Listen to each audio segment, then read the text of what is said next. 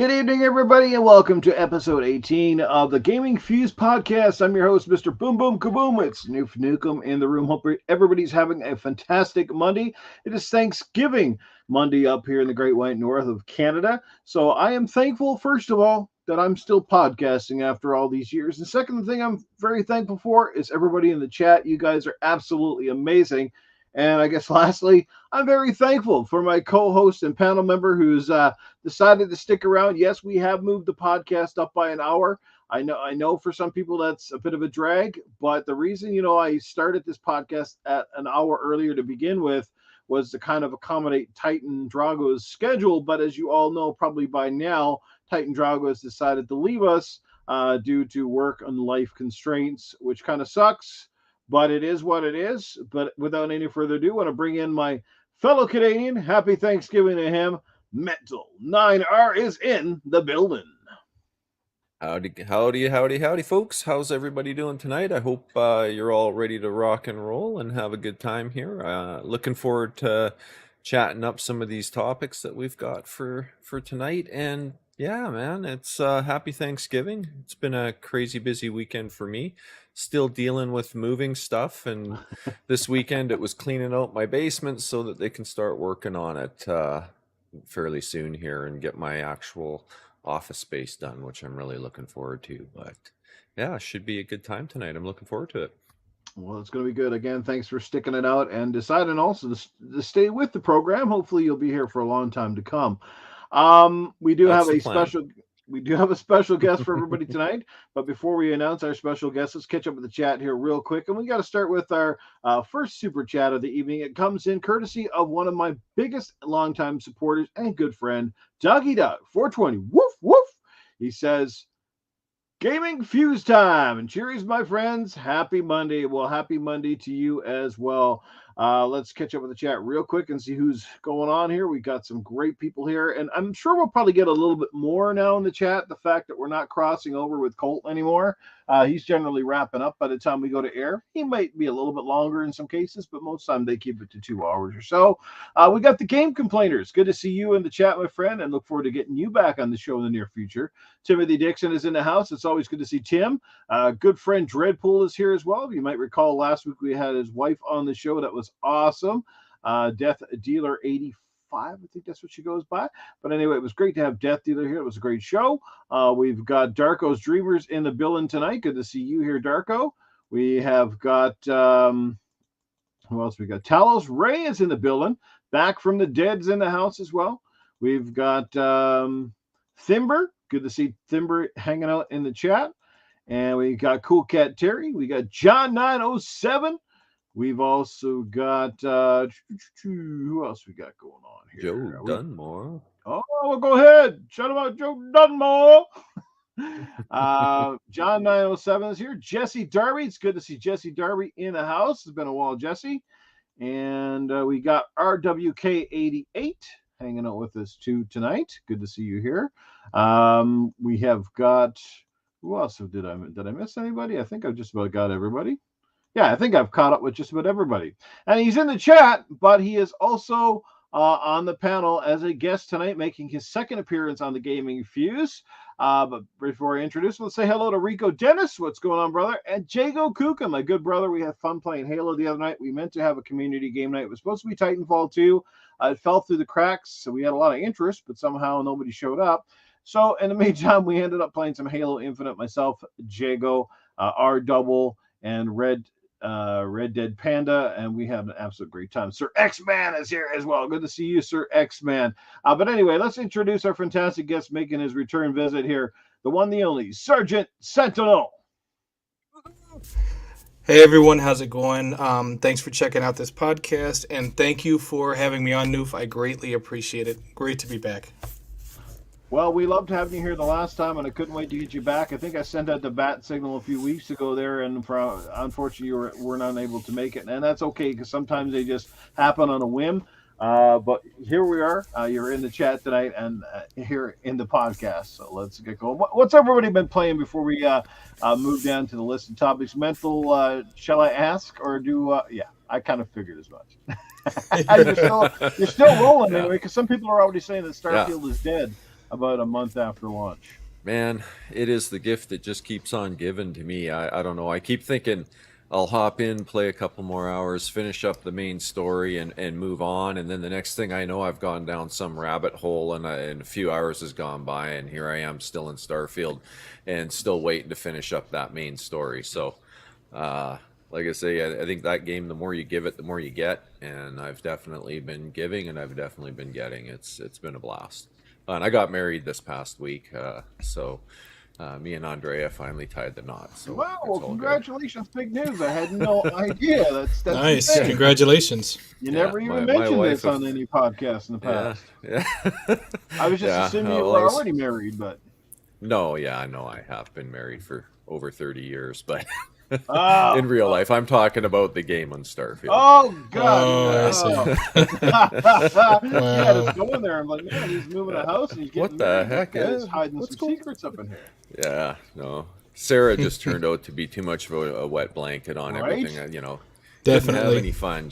You kill someone by accident, and boom, she is out of there. And, what do you have to talk about this? Yeah.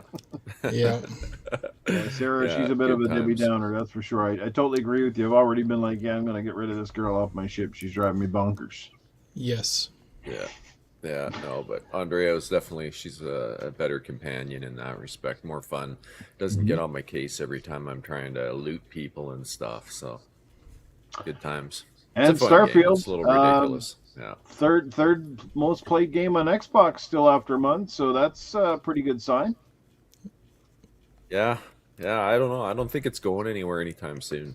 There's a lot to do still for me, and I don't know. I got to try and wrap it up, though. I think Spider-Man's coming out pretty soon. I got the 20th. PS5 sitting there collecting dust, so I should probably use that a bit. I did fire it up a little bit. I went back and started playing The Order 1886 because I had bought that game way back on the PS4 and just never really got into it. But I'm actually kind of enjoying it. It's been a nice little distraction for, I'll play for a half hour, an hour, and then I jump into Starfield. But it's been pretty fun. Good game. Yeah, my friends list right now is Starfield, Forza, Assassin's Creed Mirage, and Call of Duty primarily. That's some of the most popular ones playing right now. Yeah. Good stuff, though. Speaking of good stuff, what kind of good stuff have you been playing, Mr. Sergeant Sentinel Gaming? A lot of Starfield. Yep. Nice. I got the early access, the premium, whatever it's called. So I've been playing since September 1st. I have probably 260 hours, a little more than that maybe, like 265 in Starfield. I'm playing Forza Motorsport now because I kind of feel like I need a break from Starfield. Not that I've seen everything that's in game, but again, I've played it for like 260 game hours. So I'm just like, oh, I'm exhausted. It's ridiculous. That's so you're about double what I've got. Yeah, and you know what? It's like So even congrats. it's like even playing 260 hours. I mean, you think, 80, 90, 100 hours, I'm going to see, everything, right? And you're not even close. It's like even at 260 hours, I'm not close. And I'm like, wow, this is crazy because you're always finding new stuff in this game.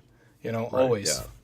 Yeah, you wander down a hallway and the next thing you know, you're caught up in some stupid little side quest that takes you hours. Yeah, it's ridiculous that way. You almost have to ignore everything you see in order to get through it, pretty much. Yeah, but I agree, guys. I'm not even about 30 hours in, and I don't even feel like I've scratched the surface. I haven't even touched half the planets I've gone by yet. I'm just kind of sticking to a lot of the storylines, and I'm like, God dang, this game is going to take a bit. You know what I mean? But it is very enthralling. As I said before, it's one of those games that when you do play it, you find yourself the hours just slipping away. You just get so engaged into some of the stories and the missions. It's fantastic. It might not be my game of the year, in terms of what I've played so far, but I damn well think it's worth a lot of time, and I definitely think it's one of the best space odysseys that we've certainly had in many years, if not one of the best ones ever. It's a little bit different than Mass Effect, but then it is entirely meant to be different than Mass Effect, Well, and especially since we don't really have a Mass Effect right now, we don't really have a Star Wars game that we're playing right now that is on this level. So Starfield kind of fills that gap, so to speak. Now, could you imagine if this was more of a Star Wars game where Star Wars kind of played by the rules, where you just explored different planets and maybe you found out there was evil Jedis hiding out on a planet, instead of kind of going by the scripted stuff that that they kind of do with most of their games, where it revolves around a set story, but just more of an explorative Star Wars game where you don't know what's around the next corner, or you don't know what you're going to be up against, kind of thing. That would be kind of cool, don't you think? Yeah, it kind of makes me. It reminds me of Star Wars 1313 that was supposed to be open world that we never got, and I'm like, oh god, it would have been so great. Would have been phenomenal. Wow, man's digging into the old knowledge well there. Star Wars 13. I haven't heard that game brought up in a long time. The Star Wars game by Ubisoft, it might not be completely open world like this, but it actually does look like it's going to be good. Maybe on this level. Who knows? We'll see. Is that new one with the girl in it or whatever? Yeah, I think it's called Star Wars Outlaws. Outlaws, yes. Yeah, looks pretty sounds good. Right. Yeah. Jago hasn't touched Starfield in weeks. I hope you've touched yourself at least, Jago. I suspect he has, because a new fighting game came out, Mortal Kombat, and I'm sure he loves that. He's a big fighting guy, so. Jago definitely is a big fighting guy. Yes, we were talking about that the other night, and Mortal Kombat will certainly be one of the games added to the community game night rotations if and when we bring it back. That is the mission, to bring it back full force, but we'll see how that goes. Before we jump right into the topics, guys, I just wanted to give a big shout out and thank you to Shaun Labrie, who is the designer of the intro for this show and my graphics artist. So just a shout out to Shaun for being part of this podcast, essentially, off to the side. And we do have a big announcement. I'm going to just get this one out of the way so far. Now, kind of came out of a little bit left field, and I do apologize to Mental that kind of dropped us on sort of a last minute thing. But based on a conversation we had previously, I felt that it might be very fitting that we're obviously looking for another panel member. And there's been a few suggestions throughout the community and different things, but I wanted to go with a panel member that I think will complement this quite well. And I kind of call this panel member, we're going to add one to the list, and I kind of call this panel member a female Titan Drago to some extent. And I say that because she's not only witty, very smart, but she can definitely have some really good rants. She brings great industry insight. She's sort of an indie dev of her own. And a lot of the community is familiar with her because she was a co-panel member with me on a former podcast, which is still active right now. So without any further ado, guys, I do want to introduce our newest panel member who will be making her official debut right here on the Gaming Fuse October 30th. That is Cool Cat Terry. So yeah, man, if we can give the round of applause for Cool Cat, that'd be awesome. That's great. Nice. I'm super excited to have her. Awesome. You know, maybe some people don't, but I've always said I enjoy having the female perspective on a podcast sometimes, because we do get into topics that she sees differently. And I've always respected Terry because she's not afraid to be herself, and also like sort of be honest and upfront. She has different views on certain things sometimes, you know, that some people may agree or disagree, and we've never always saw eye to eye, even on Good Morning Xbox, but you know, we love her for it, and the fact that she you know, wholeheartedly accepted my invitation without any there was no hesitation. I was like, would you like to be a part? Would you consider it? And she's like, yes, like, tell me when. That was awesome. And I was like, you know what? She can obviously tell us she's excited. Awesome. She wants to be a part of this this show. And I'm excited to have her and expose her to more people, because a lot of people still don't know who she is, and they don't get to see Good Morning Xbox because it's early. So there you go. We'll bring Cool Cat Terry in Sunday mornings, but actually you can catch her on Good Morning Xbox, and then over here now on Monday nights with us, hanging out with us guys.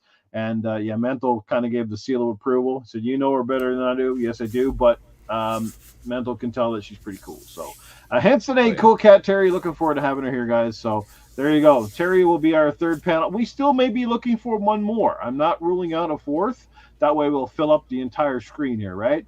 But it'll probably be 4 will probably be our maximum. And the last person we draw into the equation, I wanted just to make sure it is a complementary person that fits us very well. And it's always good to have 4 to some degree too, because the weeks that say maybe Mental can't be here, or maybe Terry can't be here, then you don't be scrambling for a guest or anything either. You kind of got everything ready to go. So there you go.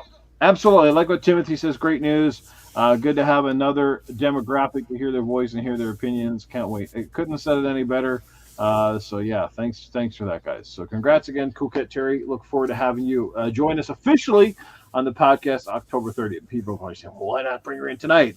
Well, I could have, but I just wanted to, I think it'd be fitting to bring her right before Halloween, because we'll probably have a Halloween theme that week, and I'm pretty sure she can chime in on certain things. So, but anyway, let's get right down to it. First topic of the evening, we're going to talk about a game.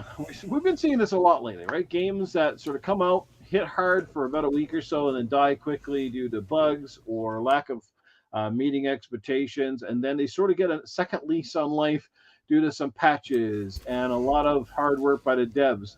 And it's an interesting scenario that we're in, because years ago when a game came out and it misfired, it basically just died a quick death, and we didn't really see or hear much of it unless the community kept it going. But today it seems to be becoming more of a common trend at games that kind of, they go in spikes. They come out, they launch either hard or kind of soft, and then they pick it up again down the road. But we're talking about tonight Redfall. Redfall had a lot of hype, a lot of anticipation, comes from a pretty highly acclaimed studio at Arcane. But it did come out with a series of flaws.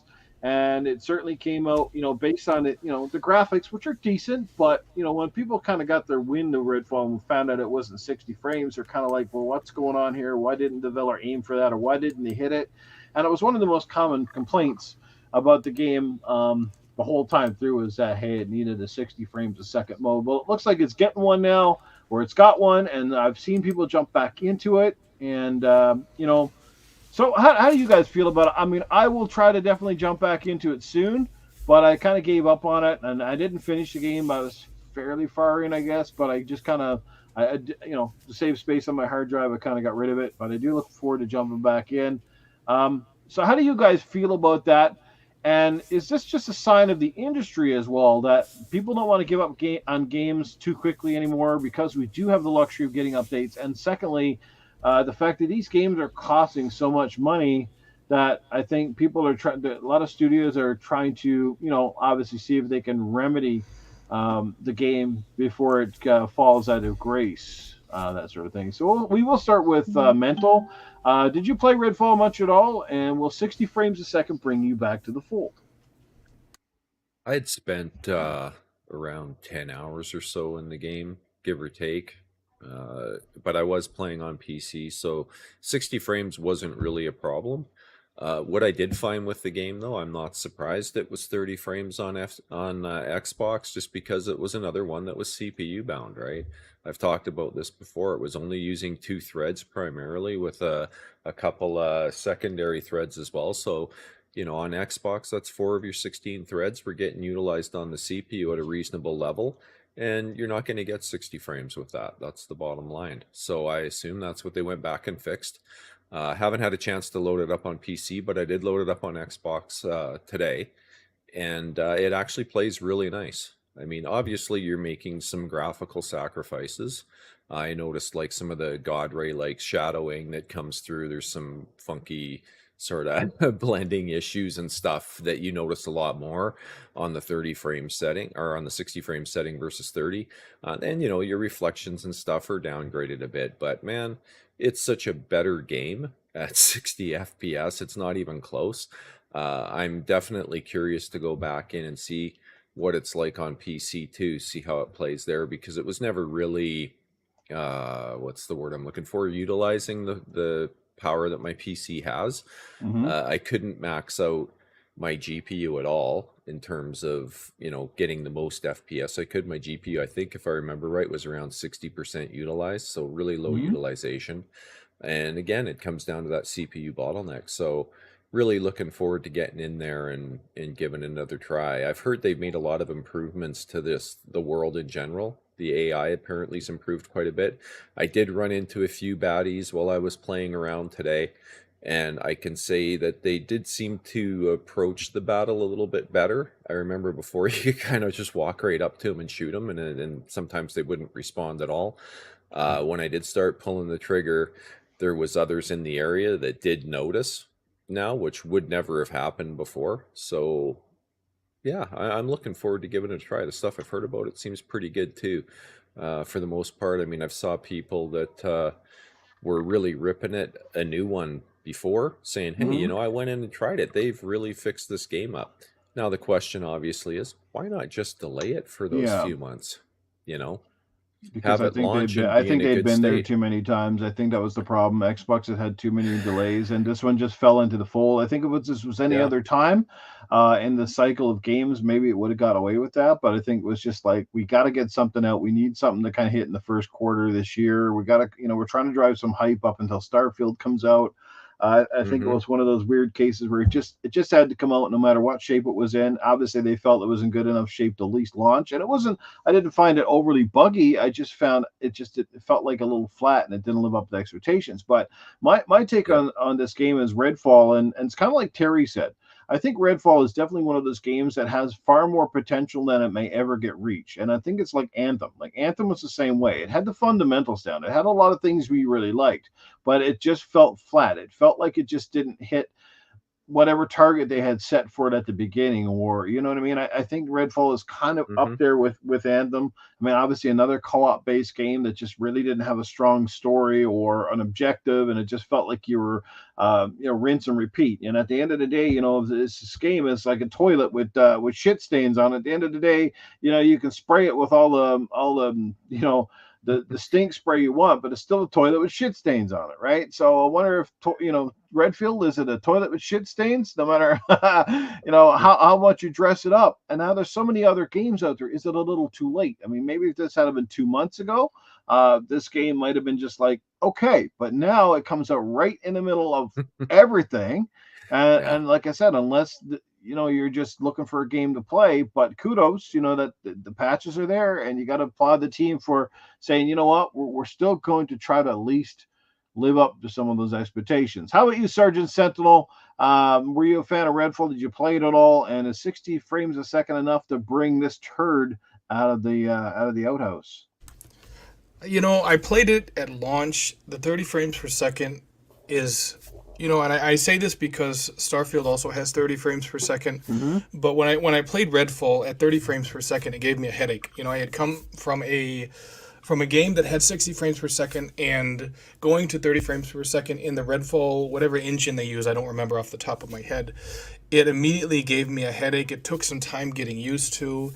The game needed more optimization. Now, we've seen that with this update, and I think that a lot of the people that were like, I'll come back to it when 60 frames per second is a thing, probably 50% of them will come back, 50% probably won't. I think the timing of the update is actually perfect because Halloween is right around the corner. We're always looking for these types of games for Halloween. Great point. So that could breathe some life back into Redfall. I played it briefly yesterday, I believe. At 60 frames per second, it is so different than it was at 30 frames per second. But I think that it's just unfortunate because, like you said, they had to rush it. They had to get it out the door. It already got delayed. Starfield got delayed. Forza Motorsport got delayed. And so they needed something. And Redfall, they were like, that was out of the three. That was the one they could kind of throw under the bus, so to speak, and let it get tons of hate. They said, Redfall, we can, toss it out there and it can get squashed and we'll bring it back later. But we really need Starfield and we really need Forza Motorsport to land as solid as they can. That's why they got more time, and that's why Redfall went out first. And it's in a better place now, but I don't think even people who've moved on, like you said, sometimes when you move on, you want to come back to it. But if there's too many games out, we have Assassin's Creed Mirage, we have Spider-Man 2, we have Forza Motorsport. You got games coming in late October and then in November. They're kind of like, well, it's not worth my time. I just don't have the time for it. I'll come back to it next year or something, and it's going to get pushed off. Well, let me ask you this. Is this one of the cases where Game Pass is actually sort of a blessing in disguise for a game like this? Because back in the old days, prior to Game Pass, how did you kind of really didn't remarket a game? You know what I mean? If you brought out a game and it kind of didn't do well or it tanked, what was the normal thing that happened to it? 2 months later, you patched it as best you could, and the game went on sale in the retail stores, right? Yep. And that was it. You had your little spike in sales because it was cheap, and then it's dead again a month later. Where I think you look at Game Pass is kind of a blessing in disguise, the aspect that most people don't talk about because it's on Game Pass and people aren't required to spend any excess money on it.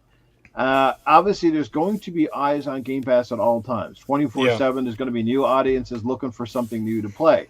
And they might not be drawn into the big hype, or they're not really following the whole kerfuffle that we do as sort of people that follow the industry intensely. So who's not to say that this game is there and another couple thousand people jump in because it's on Game Pass and they see it. That's the thing where Xbox has got to do a good job too of remarketing games throughout Game Pass to remind people those games are still there. And maybe say Redfall now with new upgrades and patches, much in the same way that we're going to talk about later on, like Halo Infinite, how it's getting a second lease on life because now here we are almost 2 years later. Halo Infinite is much closer to the game we envisioned.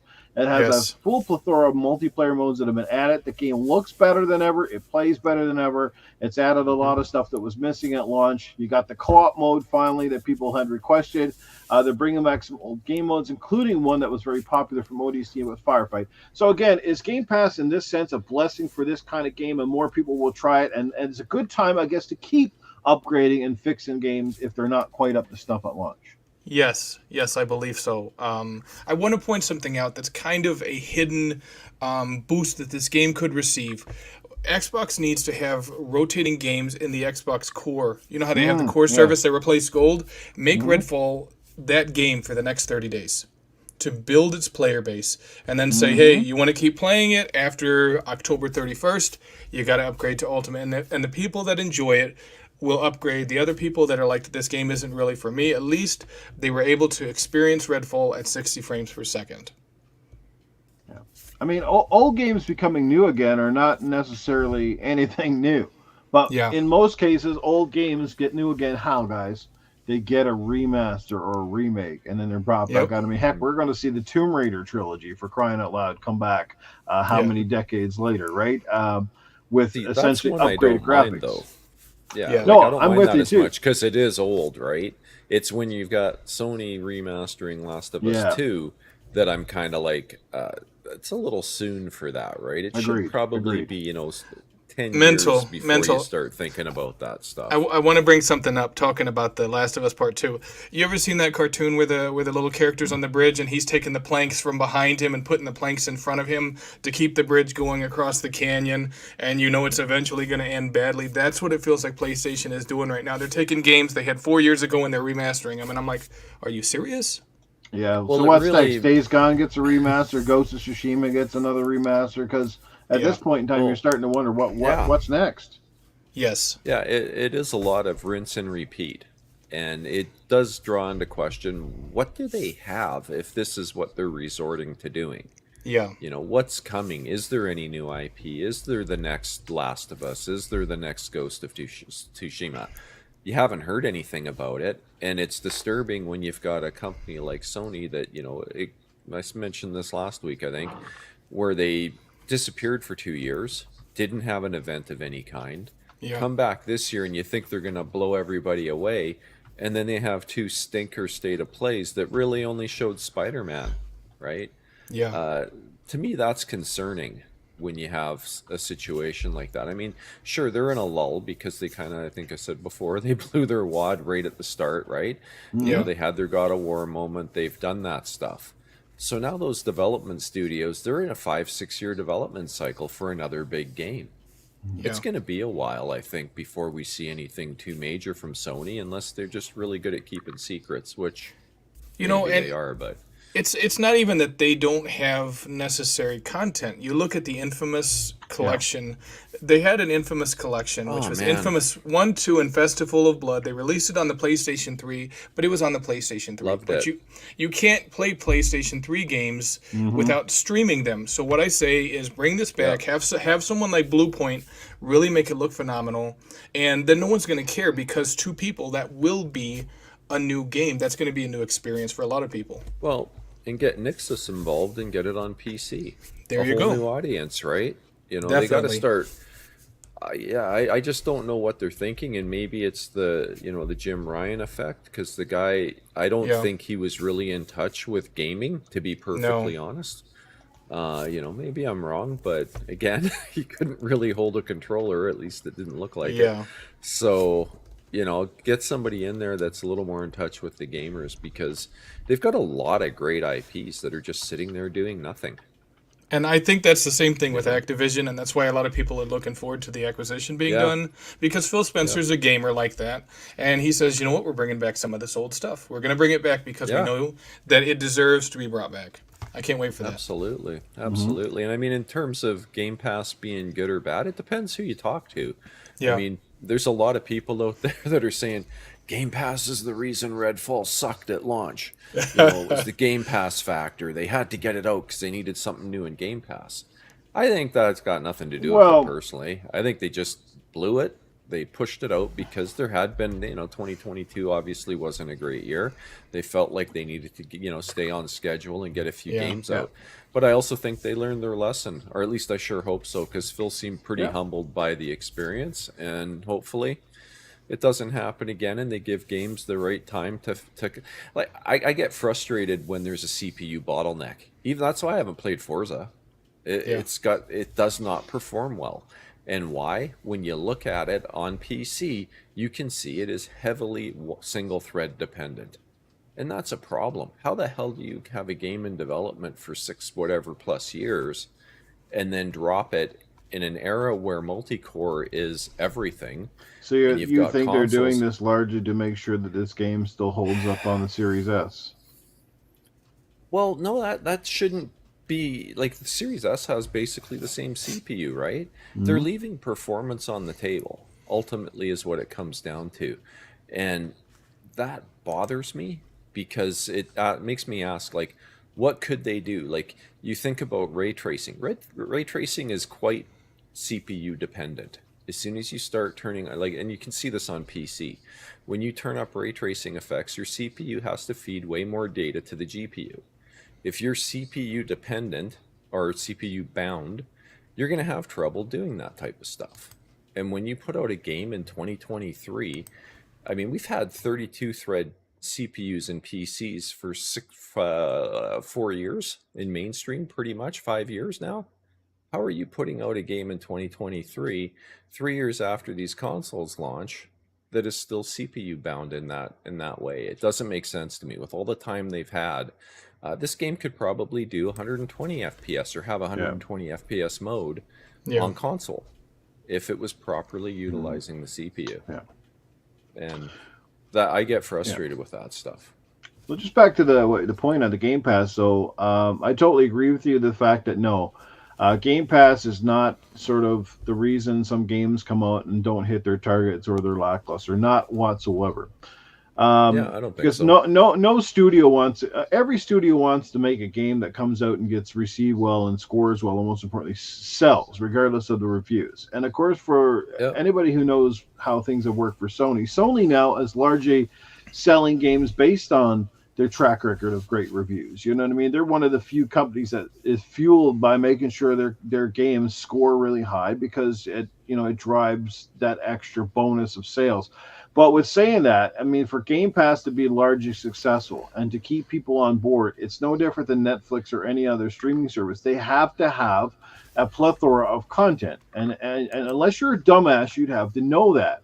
That means that, you're going to have your AAA stuff, but that stuff is going to be few and far between. That's the stuff that takes 3 to 5 years in development, takes, $100 to $200 million in investment. So you're not going to have those games dropping every single month, which means you're going to have a lot of in-between games that are indie games that are subpar games. And that doesn't mean that some of those indie games or some of those games are not going to be phenomenal, but people have to realize that to keep Game Pass successful, to keep people invested, they have to have more content than just just three. Like, what if Game Pass was just 3 big bangers a year that all scored 9.5? Do you think that's going to sustain Game Pass? Not a effing chance. No. So you're going to have 30 games that are going to score 6.5, maybe to 8 in that ratio, and then you're going to have that 3 or 4 that may likely get those big numbers. And people got to realize that's part of the model. Well, and to your point about indies and stuff, right? That's a good thing. Variety in what's in there. I think that's Xbox's massive advantage over Sony right now, is they've got their toe in every genre. And when you have a thing like Game Pass where they can bring in those indie games, that's just, the icing on the cake, so to speak. Sony's got, what, first person or third person over the shoulder, story driven, cinematic type games. Every game they have that's successful is that. What are they going to do? You know, what are they going to do for first person shooters if the day comes that, 10 years from now, it's no longer Call of Duty for them, right? Phil says, screw it. And it looks like Phil's kind of stopping with the Mr. Nice Guy Act too. You see the news about Elder Scrolls 6 and that being exclusive. It's like he's taken the gloves off now after Sony put up their big stink with this acquisition and decided that, you know what, maybe we just make everything exclusive now. And when these deals run out, maybe that's what happens. What's Sony going to do then? They've got 10 years to figure out their first-person strategy and shooters and so on and so on. They got to start reviving some of their old IPs they've got sitting there dormant. Like, bring out Killzone again. I loved Killzone 4. I know it wasn't super well received on PS4, but man, I really enjoyed that game. It was fun. And they've got that IP sitting there. The attraction of Game Pass is going to be having experiences that you can't get extremely everywhere, and they still, at the end of the day, still have a console ecosystem to sell. They still got to bring people in there, or they got to keep the people that have one satisfied as well. So obviously, yes, they need, if they want to get those numbers up and they want to start surpassing 35 and 40 million people on the Game Pass, they've got to give people a reason to subscribe to it. And that means keeping content off of your primary competitor. They're not worried about Nintendo. Half of these games that are coming to Game Pass wouldn't run worth a shit on fucking the Switch regardless. So they're not worried about Nintendo. Even if they wanted to bring it to Nintendo, they'd have to make some massive sacrifices. You think about downgrading for the S. My God, what do you call it if you got to try to downgrade something to go on the Nintendo Switch? I mean, Starfield. What would it be, like 3 planets and a couple of rocks? I mean. Well, yeah, there's that. And I mean, if you look at Doom 2016 on the Switch, it's not the same game that is on the other consoles, right? Even last gen consoles look fantastic in comparison. And, it runs at 30 FPS. And that is probably, if you look at the PC version of it, that game plays well on any potato PC out there pretty much today. And it's an amazing tech, an amazing engine that plays so well. And you look at what it looks like on a Switch and you go, oh, wow, that's really what a Switch has for power. So you're not wrong. I think that, I think that they don't necessarily have to keep some of these smaller games off of PlayStation Plus, but you need to use flagship franchises to say this is why you're choosing Xbox. And in addition to that, we have these smaller games, like they have House Flipper, they have the Power Wash Simulator, you have, I think, Car Mechanic Simulator 2021, I believe, is on there as well. So you have these smaller experiences, you have games from Electronic Arts, you have sports, you have multiplayer. If you can give people a broad range of different games to play and say, you know what, you saw this on the side of the bus, Starfield, guess what? You can play it day one on Game Pass. You can't on our competitor. And it wouldn't even matter if Starfield was multi-platform. If you can bring it day one to Game Pass and it doesn't come to PlayStation Plus for a month, that's still a win because people will remember that. That day one, you got to play it on Xbox. That's how they need to handle it.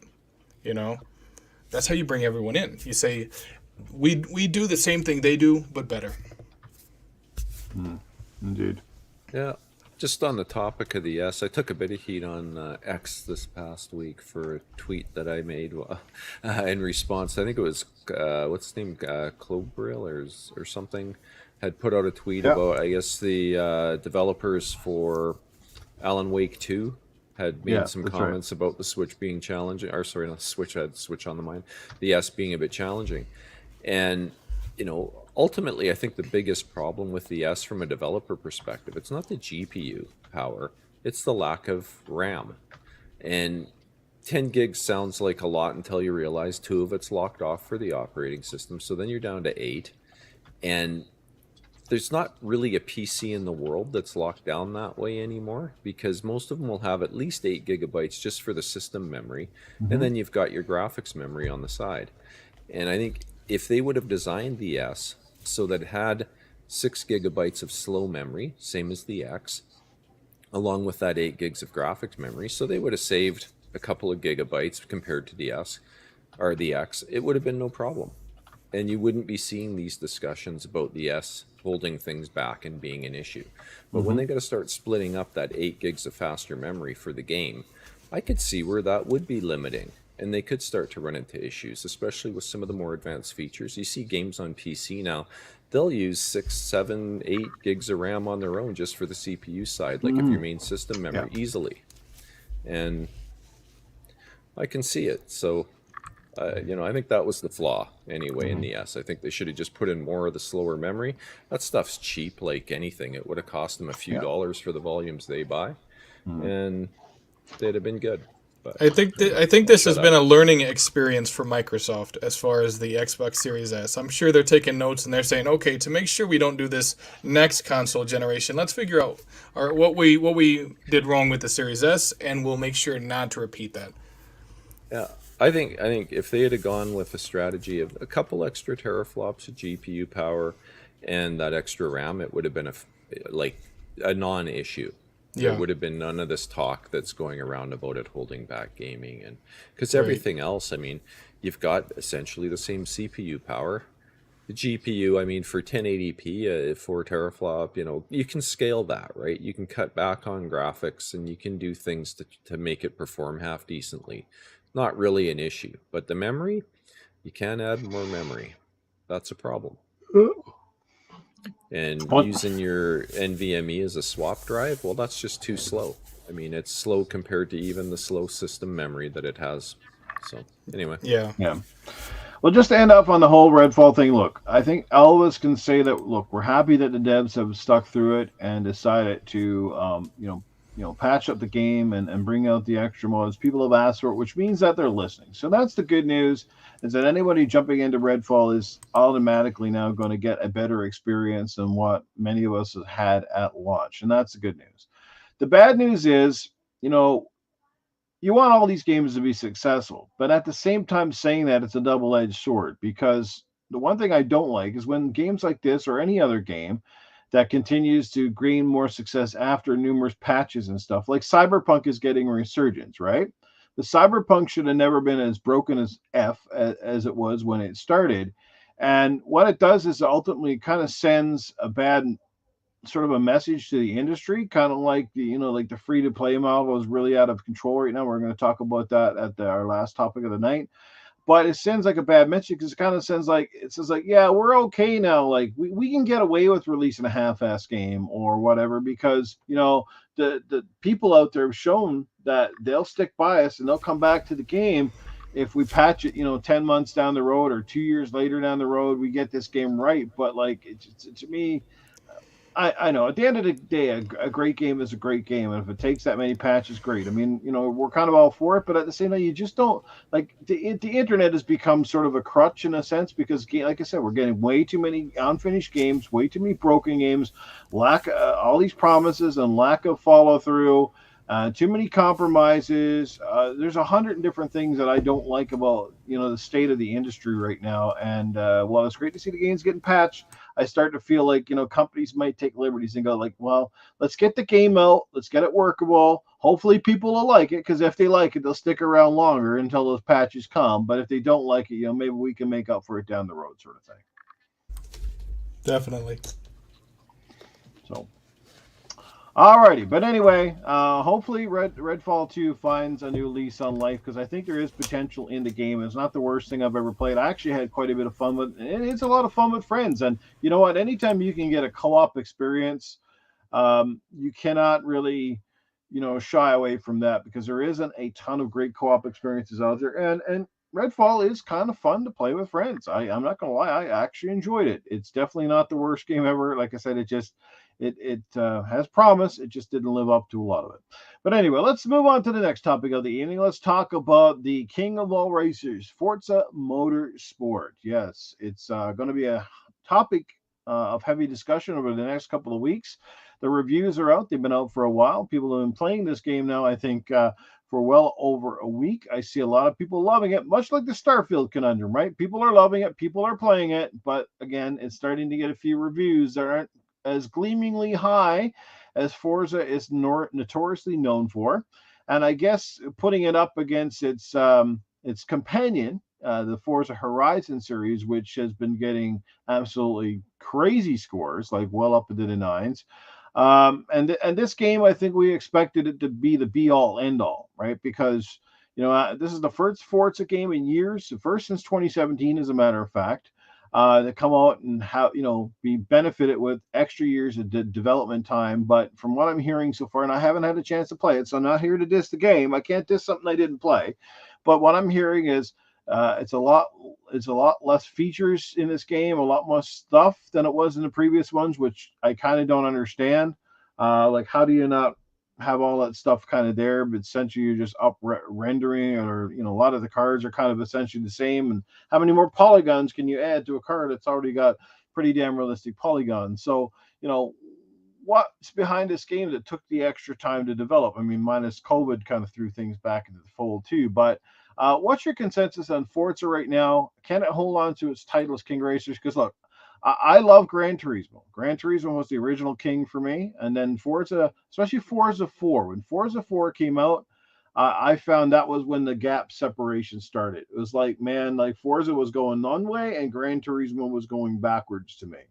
And I have Gran Turismo 7 right now, and I wouldn't even take Gran Turismo 7 over Forza 7. Do you know what I mean? Like, Forza 7 is still a better game in my opinion, just my opinion.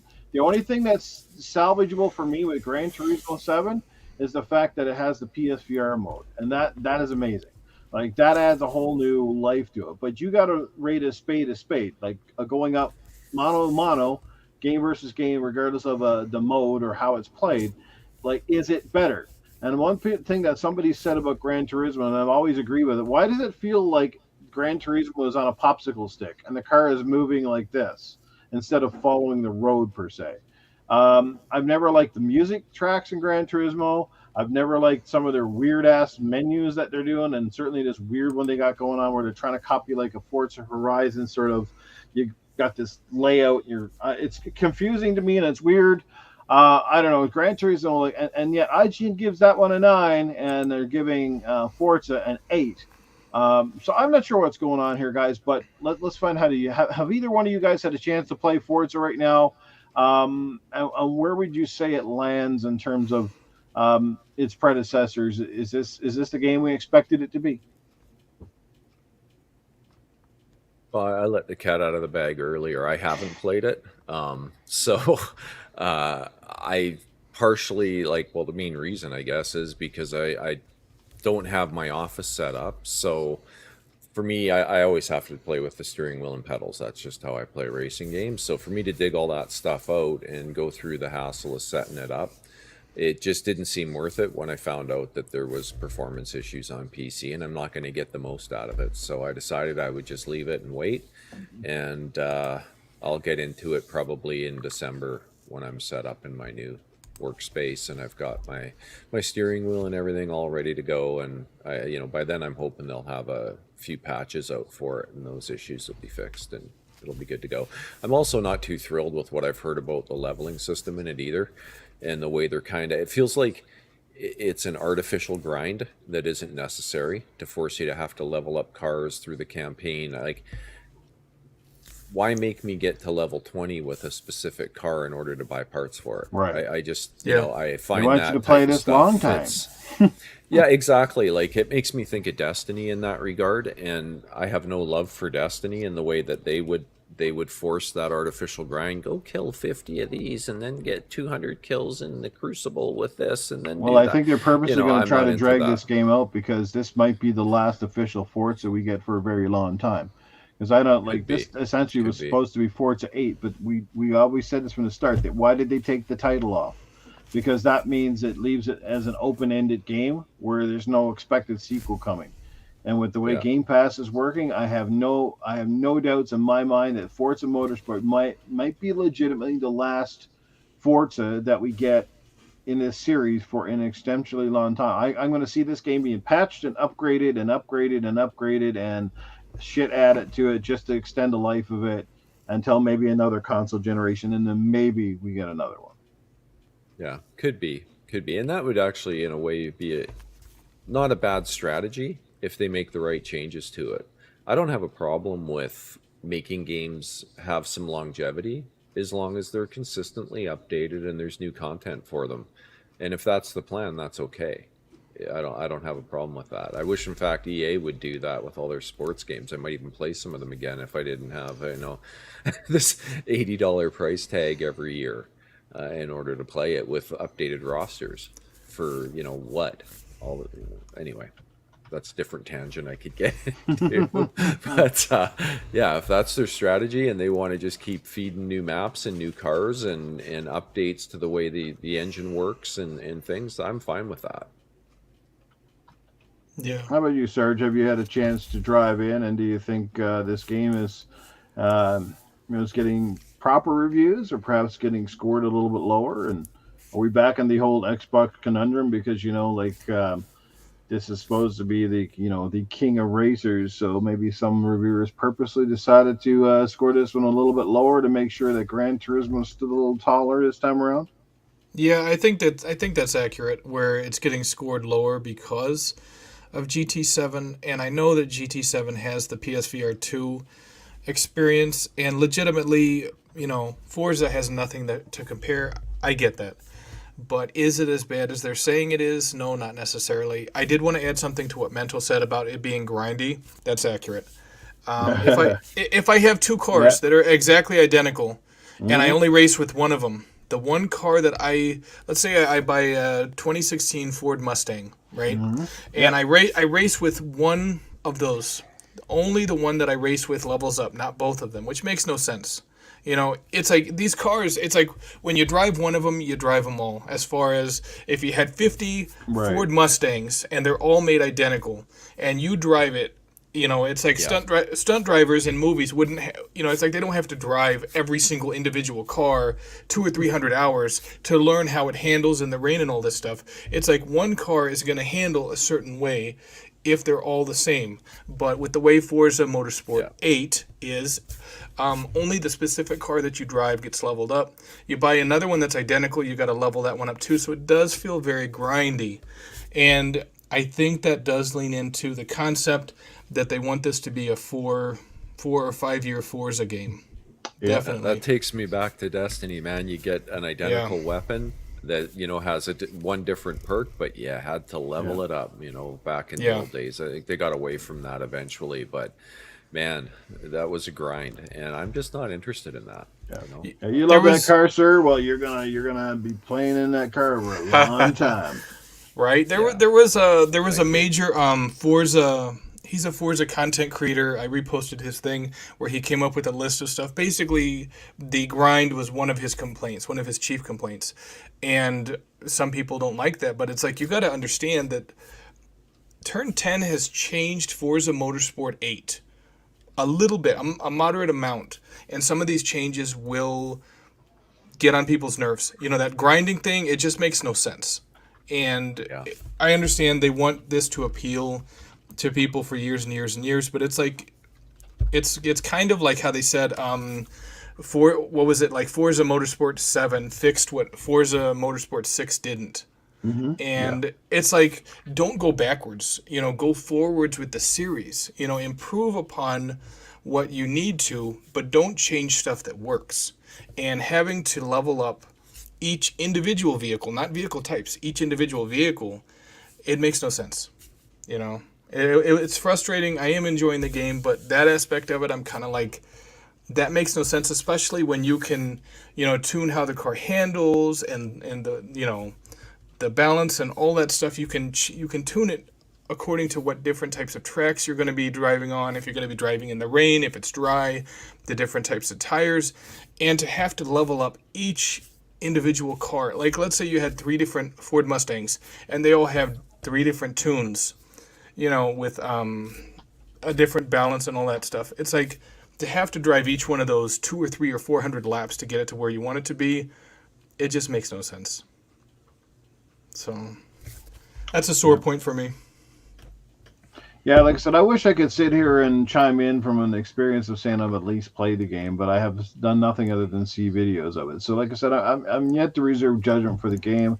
I know for a fact I'll probably like it, because I've never found a Forza game I didn't like. They've all been pretty good. Some have, had some great things like Forza 5, for example. Like I thought the game when it came out on the original Xbox One, I was like, oh my god, this game looks amazing. Like it really stepped Yeah. up graphically. But then of course they lost half the content. And then Forza 6 comes out and maybe didn't impress me so much from a visual standpoint, but it added back in a lot of the content. And then Forza 7 comes out and it kind of had the best of both worlds where it looked even better. It was obviously one of the showcase titles for the Xbox One X at the time. Remember, it kind of came out alongside the launch.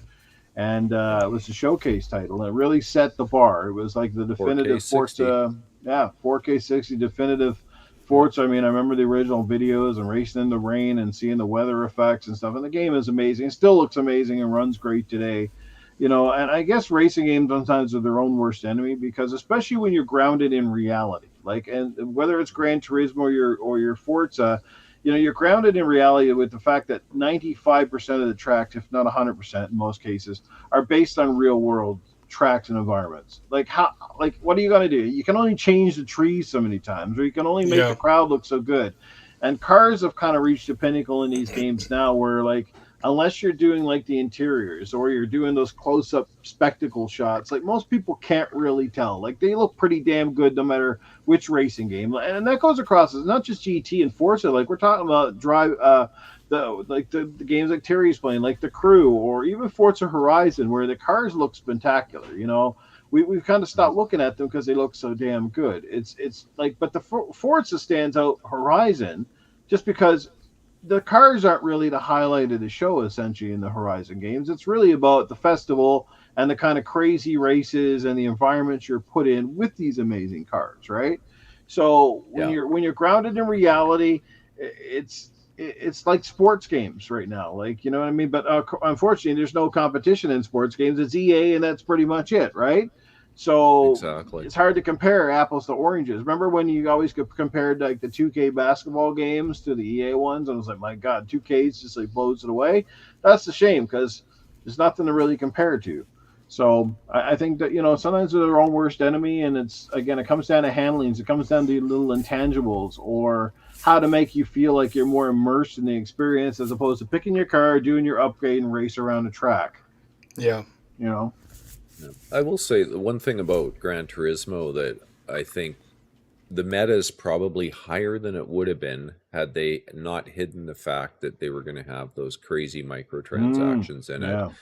Right? You got to remember that, you know, all the scores were done and baked, and then they revealed just before launch that it was going to have all that junk in it. And I don't think it would have been well received had it had that info as part of the preview stuff that was given to reviewers.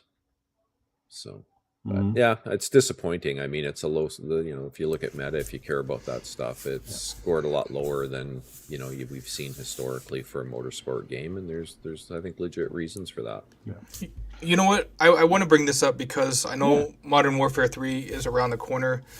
Mental, you know what the leveling system feels like in Forza Motorsport 8? It feels like that leveling system for the weapons in Modern Warfare 2 that everyone was complaining about. I'm sure you heard about it, how you have to level this up to get this. And that's what it feels like. And I'm like, why would they do this? It makes no sense. It makes no sense. Well, based on what you've told me here just now, and you can have two identical... I wasn't aware that two identical cars required you to drive both of them independently. That's just stupid. Yeah. In my opinion. Like if you have one set up as a drift car and one set up as like a straight racing car, you have to put in the laps on both of them to level them up. Yeah. I don't know. That's not going to work well for me. Hopefully they change it. And at the end of the day, we're talking about a rating point. Like, you know, at the end of the day, it's Forza's going to be good. Like these guys, it's one of those kind of games that it'd be pretty hard for them to absolutely mess it up. Sure, there's going to be stuff that people don't like and stuff like that, but at the end of the day, it's going to be a solid game. It comes out and it scores 80%. That's still a damn good racing game. And most other racing games would strive to hit that. You know, right now it comes down to more of an arguing point as we've used the last year. And in all fairness, we got to say Xbox guys too, like, have been just as bad. We're like, you know, always using the bragging rights. We're like, oh, Forza's so high rated, and, you know, and Gran Turismo sucks this and that and something else. And, you know, so at the end of the day, this all that's really boils down to, it becomes a dick measuring contest for car racing games. And you're going to like one or you're going to like the other. I know guys who've been Gran Turismo guys for all their life, and they still swear that Gran Turismo is the be-all, end-all. And I grew up on Gran Turismo. Gran Turismo was the definitive simulation car racing game for many years, up until the point where, again, their developers got stagnant, where their developers stopped pushing the envelope, started like cutting stuff out of their games. Remember at one point where they only had a handful of cars that actually were modeled inside and outside. And if you picked anything other than the popular cars in the game, you couldn't even do the interior view. Like, does that not ooze like these guys skimped out? Yeah, they might have it now because after seeing how high the bar was raised for Forza, I'm pretty sure they were like, man, we got to step it up. And that's what it takes. Yeah. It takes great competition to keep pushing the envelope. And I'm glad that they both exist and they both have a fantastic home. And if you're a racing fan, you probably like both games. I mean, I like almost any racing game. I don't know if I've ever played really a racing game that I hated. Just that some I really dig into and some I don't. And I think talking prior to the show here, I was talking about like these motorcycle games. I love motorcycles. Anybody knows me knows I love motorcycles, but I can't really find a motorcycle game that I jive with because most of them are either ultra realistic, and I don't like going around a turn if it feels like 2 miles an hour or the bike doesn't break. You know what I mean? Like, I own a motorcycle, and I can tell you, goddamn, I can get around a turn faster than what these bikes are doing in these games. It's like they're freaking hard. Like, what the hell? You got to tune the shit out of something in your third race into the game before you can get anywhere. I'm getting smoked. I'm racing these games, and I got the assist on, and the computer's smoking me. I'm like, I can't brake. I go into any corner, even falling with the lines, and the bikes are going off the track. I'm like, what the hell? What, I gotta stop to get around a turn and get off the bike and walk it through, or what? Like, these games are weird, man. I don't get it. But anyway, I'm off on a tangent. But I'm saying, like, most racing games are pretty solid overall. You know what I mean? And and it takes competition to raise the bar. Sarge, I think you said it'd be great if they brought back PGR. That was an amazing series. I agree wholeheartedly. And PGR 4 was a pinnacle game. Oh my god! And it had motorcycles. And that was one of the last games I really enjoyed racing motorcycles in, because it was realistic, but again, arcadey enough that you didn't have to know how to race a motorcycle. You just got in and had fun, and you had motorcycles versus cars, which was kind of cool. So did you ever play MotoGP? Yeah, the MotoGP. I remember the first one that I played, I think, was on maybe the original Xbox or early in the 360 generation. And hell, that was hard too, man. Holy shit. Yeah, I think it was MotoGP 2017, it might have been, or 16. Holy crap, that was hard. Yeah, I think the first one I played would have been like 360 era, like probably a few years into the generation. And yeah, it was one of the tricks was getting, like, to get speed coming out of corners, you wanted to get that tail drift a little bit, right? And once you started getting onto that, it was pretty cool. But the problem I have with it, because I rode street bikes for decades, and I've been on motorcycles since I was 3 years old, and it just didn't feel right. Anytime you had the view, like, I like racing where I can, when I race Forza, I see the steering wheel, like I'm cockpit view all the time. Yeah. And on the bikes, it just never feels right with the way they have the animations, and I don't like it, because the way they would have the bike flipping around isn't how you ride a bike, right? Like, you're hanging off the thing, and the bike's staying as upright as you can leave it. But you're shifting your body weight, and it was always just, it never felt right. I don't know, but that's my main gripe with racing games in terms of motorcycles. That's why I never get into them. But yeah, and the grindy nature. I mean, most games have got menus and assists and stuff like that, but still, like, this you're playing the same tracks or way too many times. It feels like a lot of the seasons are far too long, or there's, even when you're speeding up certain things, it just, like, a lot of these games just, and I think that's why the Horizon series is so gripping, because you don't feel bored after 20 hours, because there seems to be lots of diversity and different things to do, whether you're doing stunt races or you're in the mud or you're on the tracks and you're finding the barns and all of that sort of stuff. But again, there's two different styles of racing games. The only thing they really share in common is they are called Forza, but they feel and look almost largely different. And again, to each their own. It was obviously a market meant to capture more casual people that wanted to to play a racing game and have the fun without having to know all the ins and outs of setting gear ratios and all of that sort of stuff. So. Mm-hmm. But anyway, end of the day, guys, it is Forza launch day tonight, tomorrow. So for those of you who haven't played it, we wish you all well. We hope that you're having an absolute blast. I look forward to adding it to the community game night rotation of games to play in the near future. It should be a ton of fun, and no excuses not to play it, considering technically it's on Game Pass. I guess the only excuse you could say you don't want to play it is because you don't have enough memory to store it. I think it's about 130 odd gigabytes on the Series X as I speak. It is a massive download, and that game and Call of Duty, that's it. There's your whole console gone. So if you have Call of Duty on your console, delete that and put Forza instead. There you go. Yeah. That's going to be a really big topic of discussion one of these weeks, is talking about this storage issue, because it's becoming to the point now where it's very annoying. And I'm not the only person to say this. It's like, it was big, and now it's getting ridiculously big. And until they start giving us a hell of a lot more storage that comes with these systems, this is getting done. I don't know if this is their way of forcing us to do cloud gaming by making shit so big that we're like, oh, fuck it, I don't want to download anything anymore. Because having to constantly delete storage space from your hard drive is getting nuts. I thought it was bad in the Xbox One generation, but it's not even close now. Now it's absolutely asinine. The fact that I've got nearly a terabyte solid state drive in a console, and I'm lucky if I can get 10 games on the fucking thing, is outrageous. So I don't know what they're doing over there, but these games, to me, they aren't like blowing my mind graphically to the point of, my God, how does that game take? I get it why that game takes up 100 gigabytes. Yeah. And Modern Warfare is one of the worst culprits, because they force you to download all the shit. Before I was trying to I didn't want to. You couldn't have the campaign unless you had the Warzone, and that drove me absolutely bonkers. And people said, no, you can just delete that and still. No, you cannot. You cannot delete the Warzone and have the Call of Duty on there. Trust me, I've tried it a billion times. It does not work. They force you to have Warzone installed on your effing console. Yeah. Right? Jeez. Yeah. So they're one of the worst offenders, and it drives me bonkers.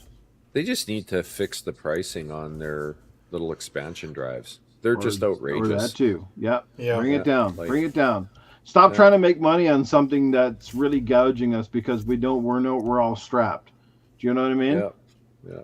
You can make your own for less, but it's still not as cheap as it should be, because you have to find a Xbox drive in order for it to work, because of the stupid 2-channel requirement. But it is doable. You can find them on eBay, and you can make your own for a 1 terabyte drive anyway. That's going to be the nice thing when they drop the mid-gen refresh or slim model, the digital only with a 2 terabyte drive. Eventually 2 terabyte drives will start to show up on eBay. I will say bigger ones.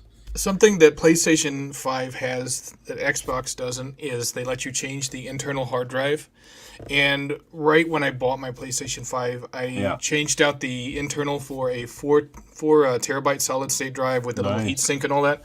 Because I said right off the bat, with as big as these games are, there is no way 1 terabyte's going to cut it. I said, there's no way.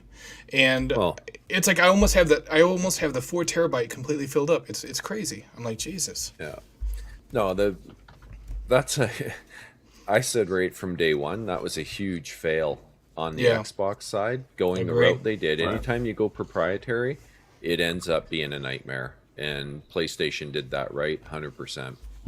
It's, like my PS5. I had a 2 terabyte NVMe laying on my desk that I wasn't using in my PC. Just threw it in the PS5. And away it goes, and it's just... Yeah, a huge mistake. And the fact that they're still charging the prices they are. Like, what's a 1 terabyte drive here in Canada still?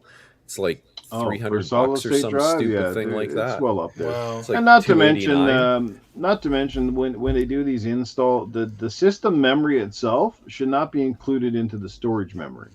Like, if they're going to give you a terabyte, it should be a terabyte to store your games. Not, it's a terabyte, but you only get 758 gigabytes because our operating system takes up the rest. That's horseshit. Yeah. Yeah, and you lose some to formatting, right? Typically, a terabyte drive ends up being a 931 once it's formatted. You get 931 gigabytes. It's just the way file systems work, but ultimately, all they got to do is fix the pricing. There's no reason a 2 terabyte drive should be $400. You can buy a 2 terabyte drive these days for about $130. That's over twice as fast as what you get for $400 for the Xbox. It's insane. A 1 terabyte drive for a PC you can buy for under $100. Like they're $59. You can get an NVMe drive for that has higher throughput than what's in the Xbox. It's disgusting. Is that the Western Digital Black 1 terabyte solid state drive for the Xbox, the little memory card? Because that's a pretty good deal. No. I'm saying for PC. No, I'm bringing up Terry. Oh, or is that a PC one she's talking about? Western Digital. That's probably the NVMe. Yeah, that's going to be going to be PC. Yeah. Oh, okay. She just bought a 2 terabyte for $80. Yeah, exactly. Yeah. Like those prices are a little more manageable. Absolutely. Exactly. I wouldn't be bitching as much if we had that option, but unfortunately, not so much. There's CF Express licensing. You'll have to pay $10 for that, but throw $10 on that price, no big deal. They are a single chip, right? So your density's higher. The NAND's going to be slightly more expensive, so throw $10 on for that. So if you could buy a 2 terabyte for $80, make it $100, and you're good to go. Yeah, it's absolutely insane that they're charging the prices they are, but that's what you deal with when you go proprietary. There's no competition, and they could fix this with an adapter and open it up. Just build an adapter that has a 4-channel to 2-channel conversion chip in it. Let us plug in any drive we want. I think another option they need to look into, how many games have you seen that we can play through backwards compatibility, and they're like, oh, we have a next-gen upgrade patch, but now you have to have it on an SSD.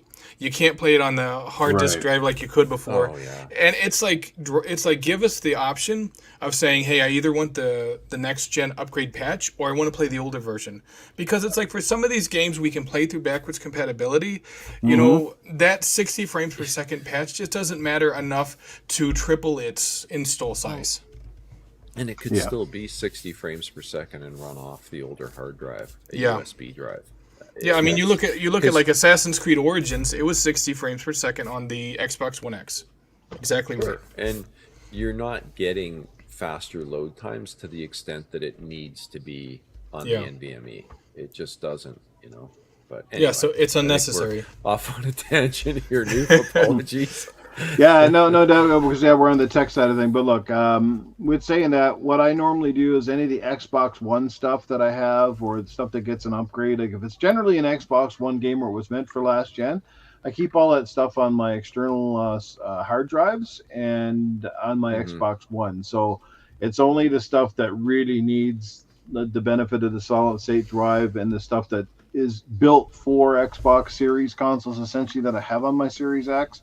And when I do bring back the community game night, the intention is to give people a list of games that we're going to be playing on not just randomly rotating games, but it'll be a set list. So that way people know, like, if you're a fan of those games, you want to have them installed in your hard drive and keep them there, because we're going to be doing those on a frequent basis. You know what I mean? So, and that'll be good, because that's one of the things that kind of killed community game nights is like, 1 week we go to do COD, and the next thing you know, like, I deleted that like last month, and then people get in and they forget, right, to re-download, or you don't have it set to auto download, and then they got this 40 gigabyte update, and then they got to do this, and then you spend the whole 2 hours that we're doing community game night basically trying to download the game. I'm done, guys, and then you're like, we're done for the night.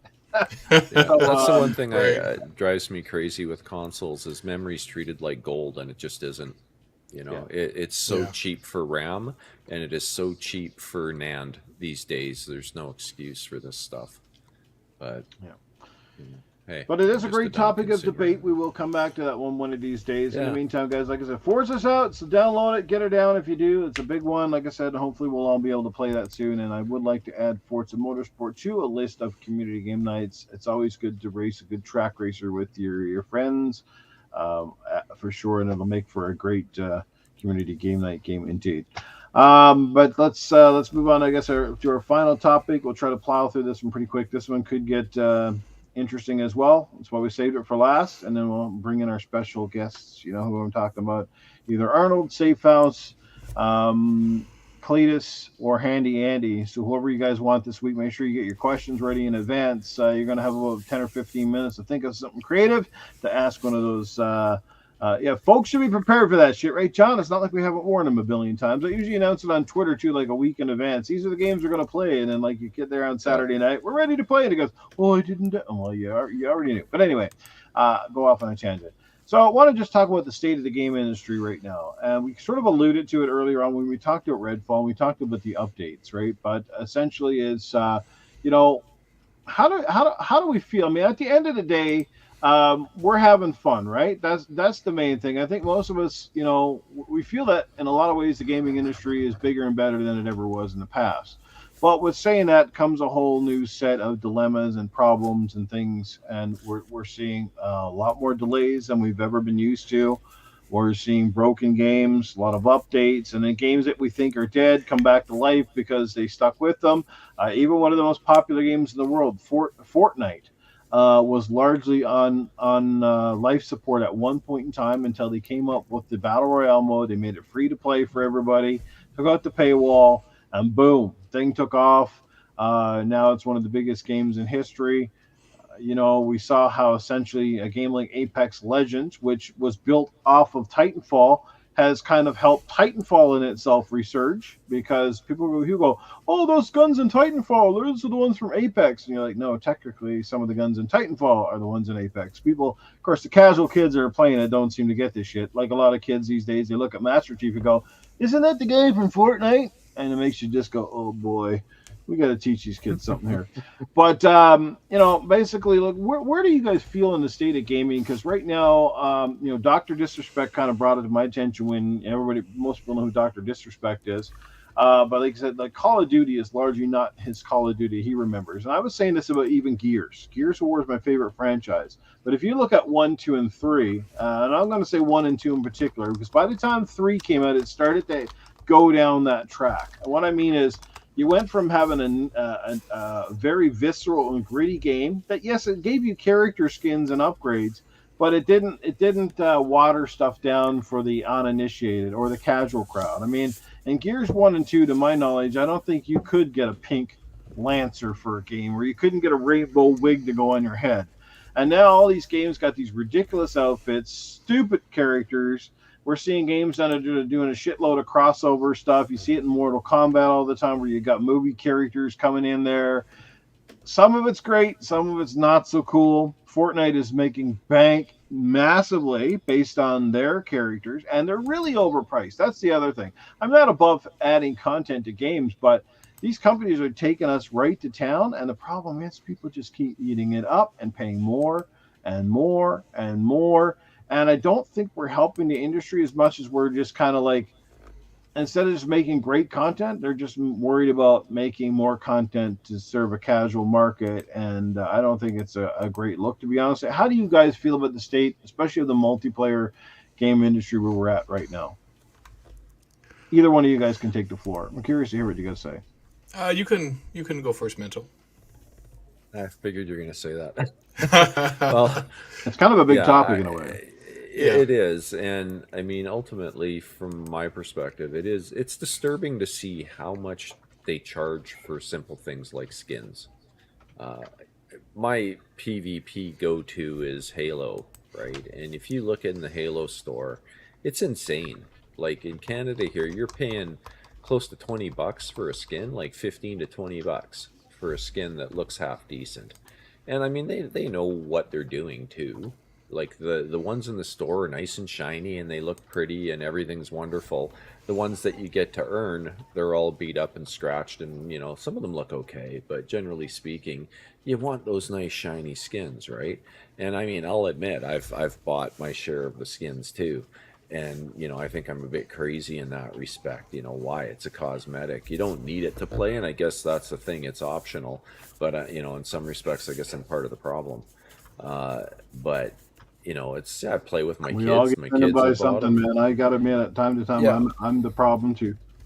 Yeah. Even for Fall Guys, I had to get a Marcus Phoenix skin. You know what I mean? Yeah, well, exactly. So they know what they're doing with it, and they play on that. And it is disturbing though, because it never used to be that way. I mean, I'm old school PC guy, right? Maps were free. When I played Counter-Strike back in the day, there was no such thing as a map pack, right? Mm-hmm. All that stuff was free. Skins or other things that you would get were all free. Most of it was built by the community. Uh, these days, it's very much a commodity, and those microtransactions are killer. And I don't know. I mean, I haven't been in Halo for a while. I haven't looked recently to see if they've backed off a bit on their pricing, because I know they took a lot of flack when it first launched, that the store was too expensive. They did back off on it, and then they raised the prices again. And they kind of did it slowly. But if you look at the price of most of the skins, the premium skins in there anyway, I mean, what 1,200 to 1,800 credits, that's pretty expensive for what, like, to cover a few. And then they always leave a weapon or two out. Generally, it's very rare that you buy a weapon pack or skin pack that has every single weapon covered. So I find that kind of frustrating personally. um, there's probably more I could say on that, but I mean, from a season's perspective, I don't mind the season idea too much. Again, I'll say with Halo, one of the things that I think they need to do to keep seasons interesting is let you continue to level. Like, the counter doesn't have to stop at 100, Right. because it's keeping track clearly that you're leveling, because at least it used to say, hey, you leveled up again, but just the counter would stay stagnant. And then the other things they could do, like, I don't know, every 10 levels give you a common sort of loot box where you have a chance at getting some of those things that you never bought or that you hadn't got in the game so far. There's things like that. There's just too much of a cash grab, I guess, is what I'm trying to say. They don't give you enough back in return for your initial investment. Right. But I mean, I get how these things work, and I certainly understand a little bit more from the free-to-play mantra. Obviously, the free-to-play is usually it's the easy way to bait people into an ecosystem. There's no expense up front. Generally, it's just signing up for an account or whatever, and then putting your debit or credit card on file or whatever, and then using it as you see fit. Some people never buy any content at all for these games, and that's great. But we have seen in cases of some of these free-to-play games where essentially if you don't buy stuff, you will certainly start to lose, because they make it in a way that you're paying to win. You're paying for advantages in games, right? We see that, and those are the worst case offenders, because they guilt people into shit. Most of it's cosmetic, and that's cool too, but I think there's a limit. Like, I'm not against the cosmetic stuff. Like, I think all the skins in Fortnite and other games are great. I mean, being able to play as some of your favorite characters and stuff, that's cool. I know that costs some money to license that shit too. I get it. But, when you're selling, like, 1 million units of this, say, skin or this gun or whatever it be the case, like, these guys are making money. These aren't games that they might have costed a lot on the initial investment, but outside of keeping the servers going, they're not costing them a ton later on, other than the maintenance crowd, because the game is essentially built and it's just updates. And I got a buddy there, my buddy who comes out and plays Shamo. He's in the chat sometimes. I don't think he's here tonight, but like he's bought a shit ton of skins, so he's probably invested well over $100 on Fortnite. And I was saying in the chat, the way I think it should go is that if you're going to do the free to play, there should be an option right up to start that says pay a maximum. So we'll call it a lifetime pass. So it'd say it's $60 and you get anything and everything you want in the $60 fee. Essentially, you're paying for a copy of the game, right? Because it's literally, that's what they're trying to make up for, is to get that money that they feel they lose because they didn't sell a copy.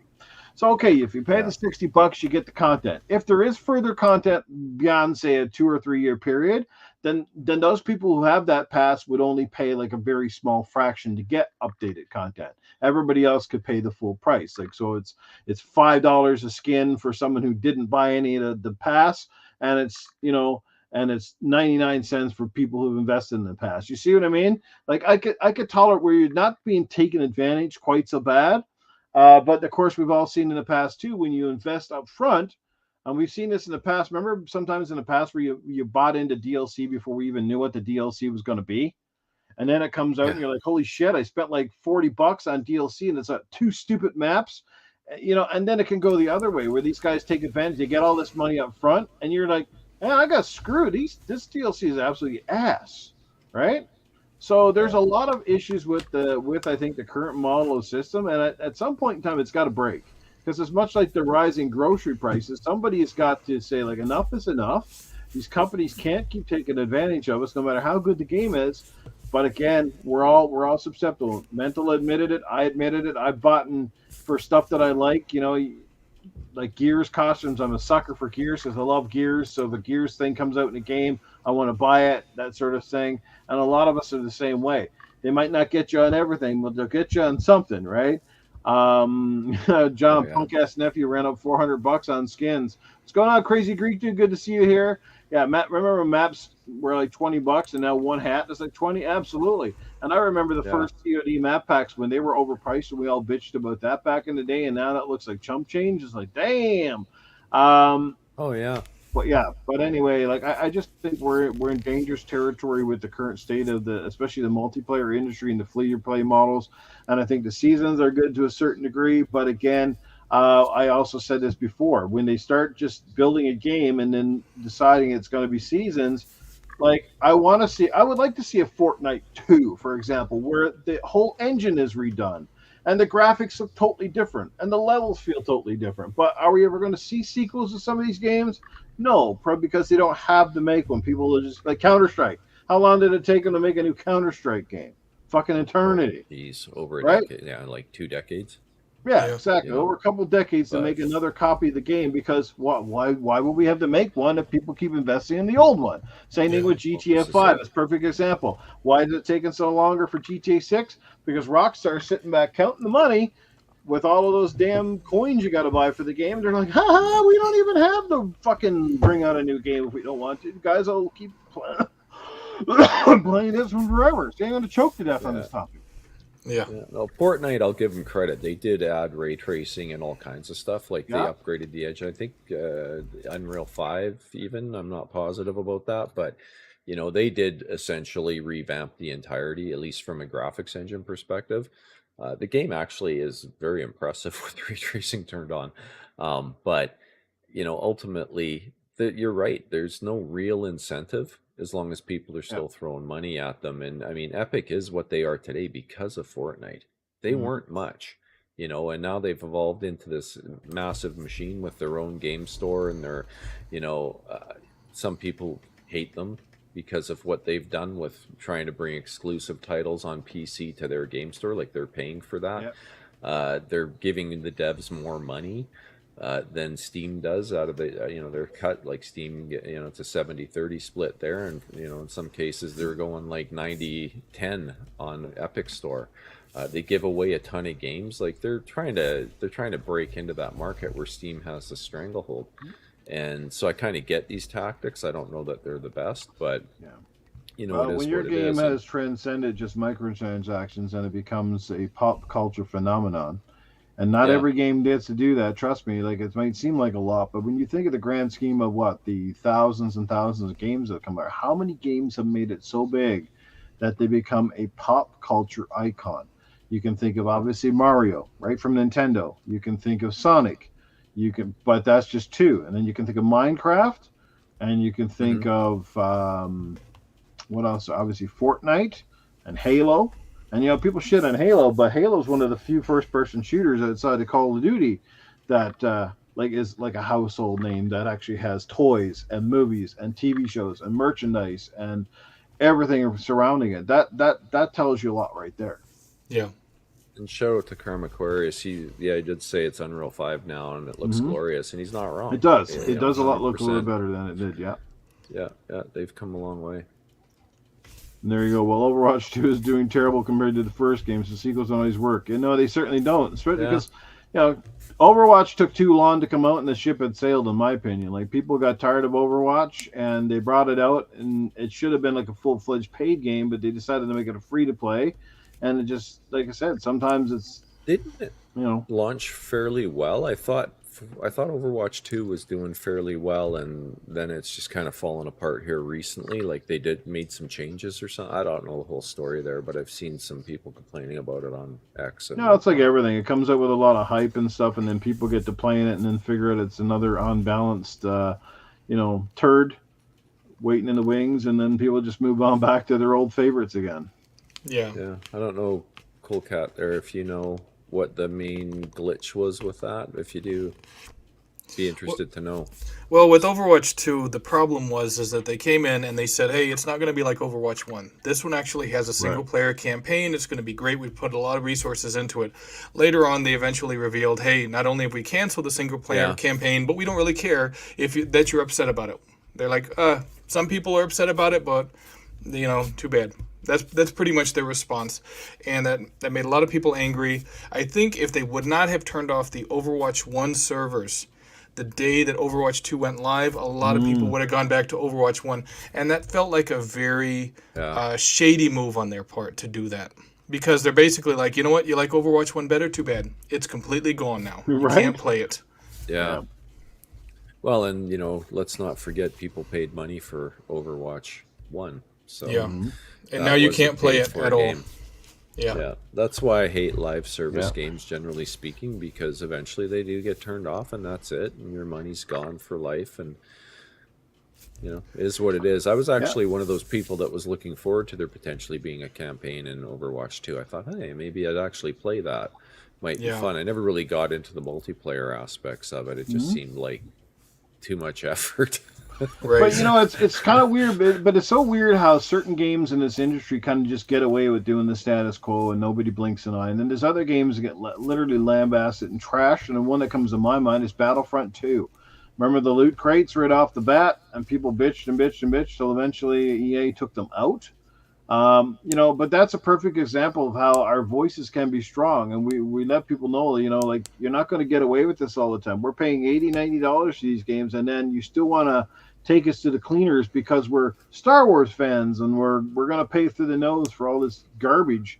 Most of it literally was garbage. You were like trying to buy stuff, and it was just like gambling. Like, you never know what you're going to get. Fucking, EA does it with their sports games, and they're trying to do it with their shooters, and people got fed up with it. It's amazing it still works for the sports games. Those are the ultimate team bullshit where people literally got to pay money for basically football cards and baseball cards or whatever the fuck they're buying. They don't even know what they're getting. It's just, I finally got that guy after spending like $100.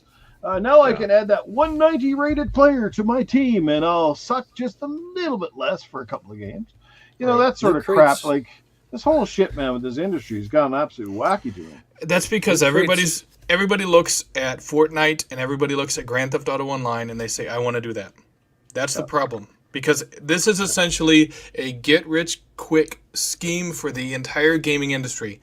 Now, during the PlayStation 3 and Xbox 360 generation, you had a lot of this content that you would pay for. That's why games as a service, the prospect of it back then wasn't bad. We were all looking forward to it. But then during the PlayStation 4, Xbox One generation, we saw it started to fall apart. And of course, right now, it's just the fall of Rome, so to speak. It's completely a mess right now.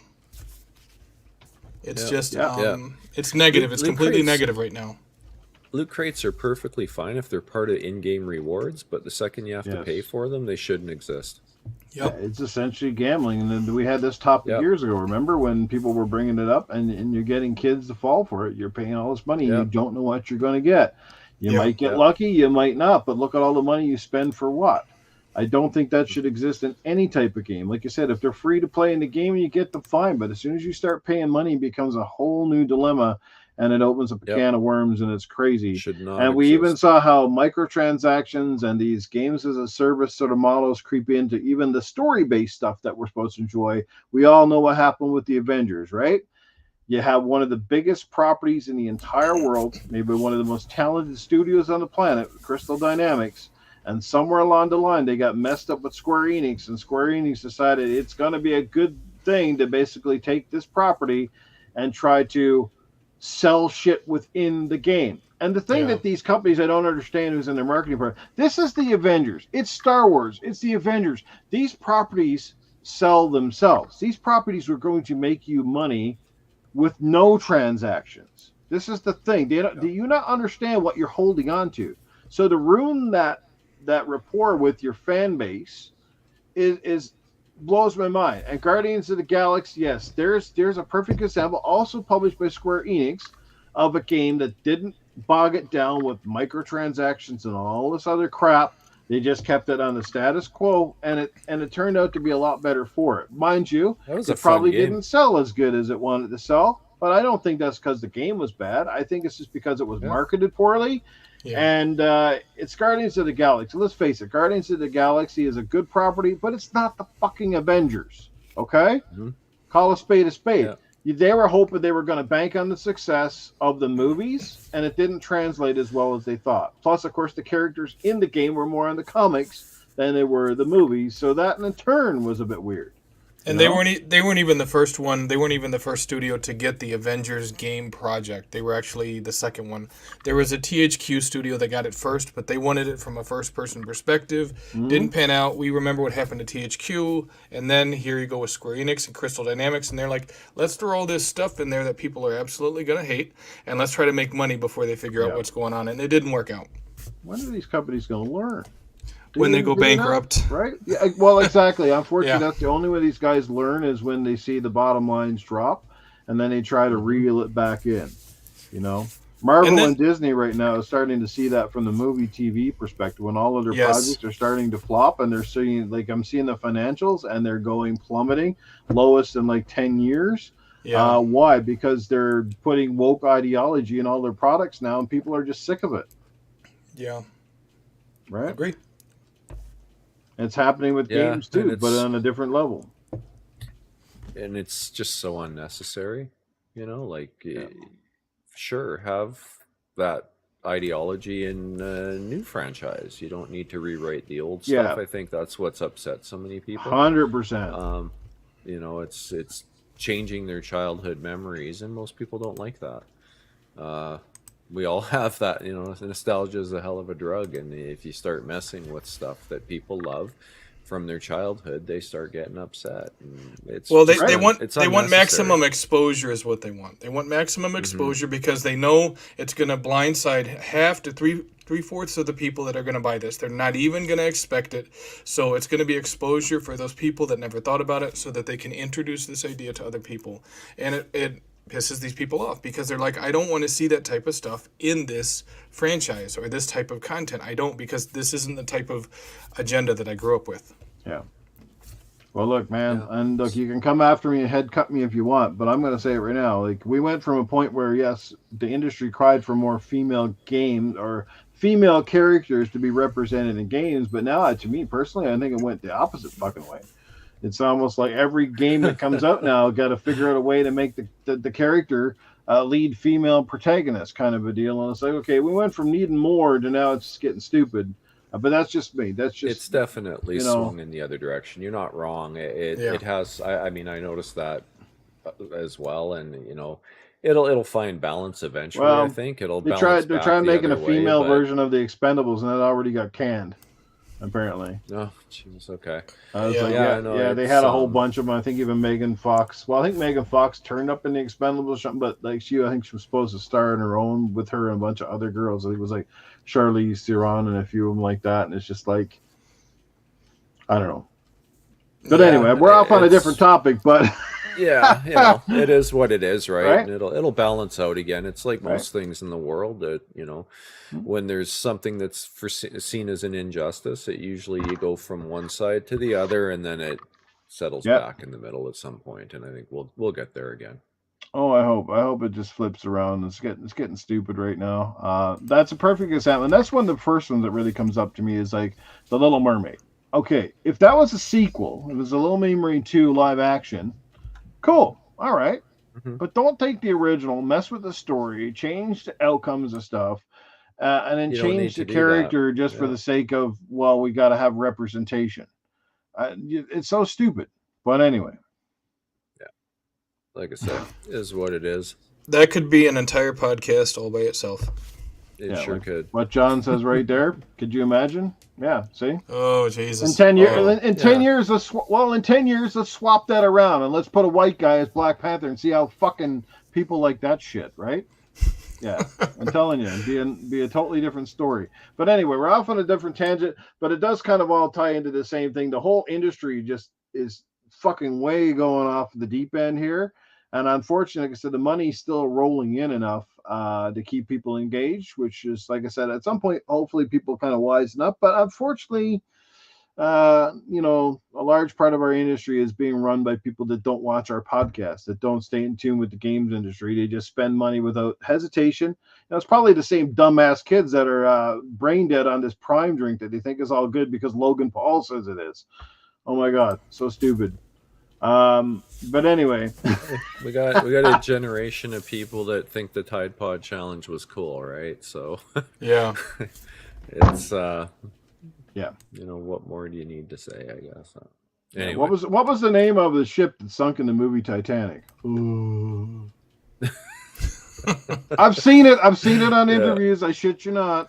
Oh Jesus! All right, I've fucking seen it on interviews. Yeah.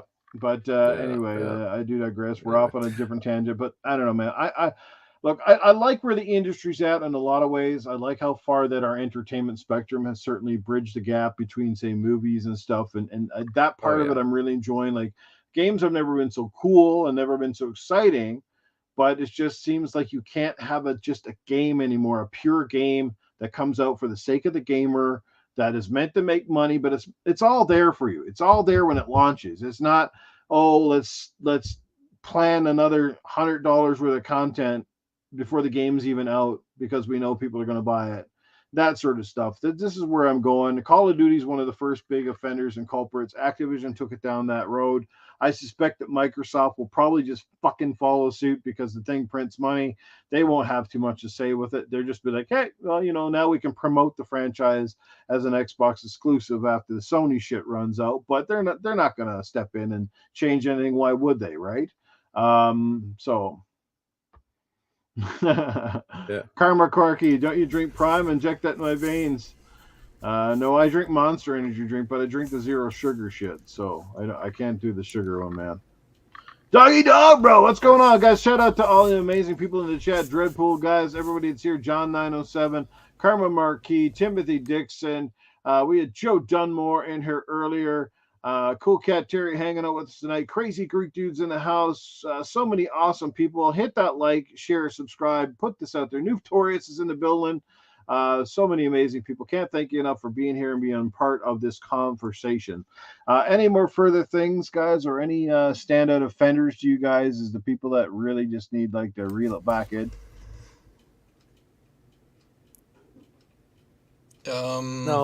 No, I think we've said it all. Right. Hopefully the industry. Are we afraid of where this conversation might end up here shortly, right? Yeah, but yeah. Good one. Nowhere. Who cares? Gamers don't consider themselves as people, but consumers. That's like a good thing. Consumer is another word for slave. Well, I don't know if you want to go that far, but sucker maybe. We're definitely a sucker for punishment when it comes to buying shit once in a while. That's all good, Dreadpool, man. We're glad that you could be here, man, whether you're here for 2 minutes or you're here for the whole 2 hours. And don't forget, you guys, you can watch this on the replay. And thanks to all the people who do, and especially the people that watch this after the show is done and send great comments, whether it's about the guest or the panel. Tell us what you're liking about the show, what maybe you don't like about the show. The only way to improve and get better on some of these podcasts is for people to be brutally honest. Sometimes the truth hurts, but that's sometimes that's the only way for us to get better and to strive for better podcasts. And at the end of the day, the only thing I've ever strived for this podcast to be is entertaining. I like people that, say they enjoyed the 2 hours. And people are here for 5 minutes and they're already snoring or tuning us out, and we're not hitting where we want to be. And most of you guys that are here the entire chat.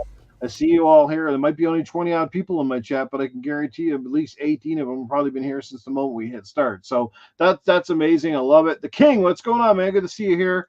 Can't wait. So what folks screaming for Miles Morales Spider-Man movie 2, but bet Stanley would think differently, make up your own shit. Maybe so. You guys have any questions? Who do you want to hear from tonight? I think last week, we had, oh yes, because last week I remember we had Dreadpool's lady, Death. She was a death dealer. She was absolutely dying at the Handy Andy. So maybe somebody else is on deck this week. And we want to hear from Cletus or Safe House Sam. Go ahead. Panel, guests, do you guys have any questions? Anybody in the chat got a question for one of the characters? Arnold, perhaps? Doesn't matter. They're all on standby. Well, if they got no questions, I'm going to have to bring in somebody, whoever wants to chat. I know exactly who would like to step in here. All right. Where you at, bro? Oh, Nowhere here he Man comes. says Arnold. Yeah. Well, I was that guy that did it. Yeah, you guys know who it is, boy. Yeah. The thief out there is in the building, baby. Yeah, that's how it goes. And let me tell you something, boys and girls and whatever else you want to call yourself nowadays. Let me tell you this.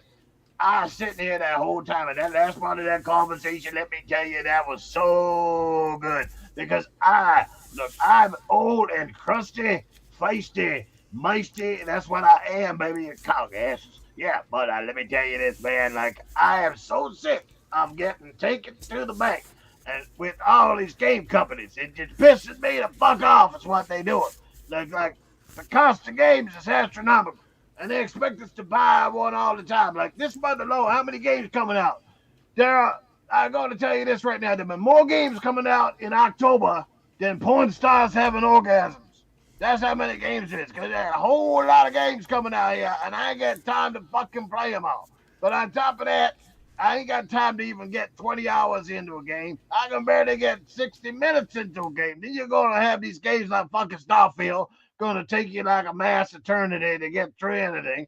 And then on top of that, these other cocksuckers, they want you to play your shooters, and they got all these expensive fucking cock-ass microtransactions shit trying to hook you in. I don't want your fucking pink and bright colored underwear shit stick on my gun. You know what I'm saying? I just want games to be pure. I want them to be sweet. I want them to bait. You know what I mean? That's what I'm talking about, baby. Bring them on, but fuck off with all this shit. I can barely afford groceries on the table, and you motherfuckers wanting another $100 out of me for bullshit? Come on now. Well, there you go. There's Safe House. We got a question for Cletus, it looks like. Did I bust your eardrums there, Mental? No, all good. No, just my son trying to get my attention. So, okay. All good. So, Cletus, what are you dressing up as for Halloween? Well, that's a really good question. I haven't been dressed up for Halloween in a long time. It's we don't really get a whole lot of trick-or-treaters around our parts, and don't really know what the popular candies is to get up.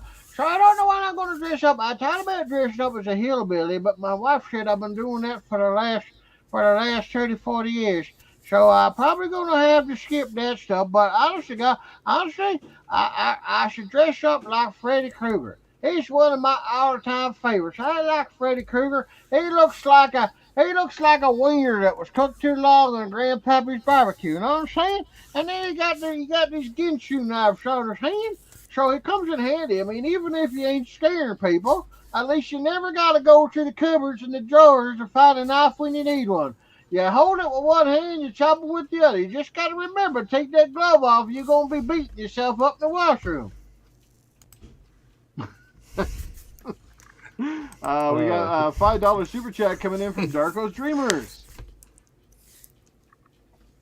Good question. Ice Pirates or Spaceballs movie is which one's your favorite, Arnold?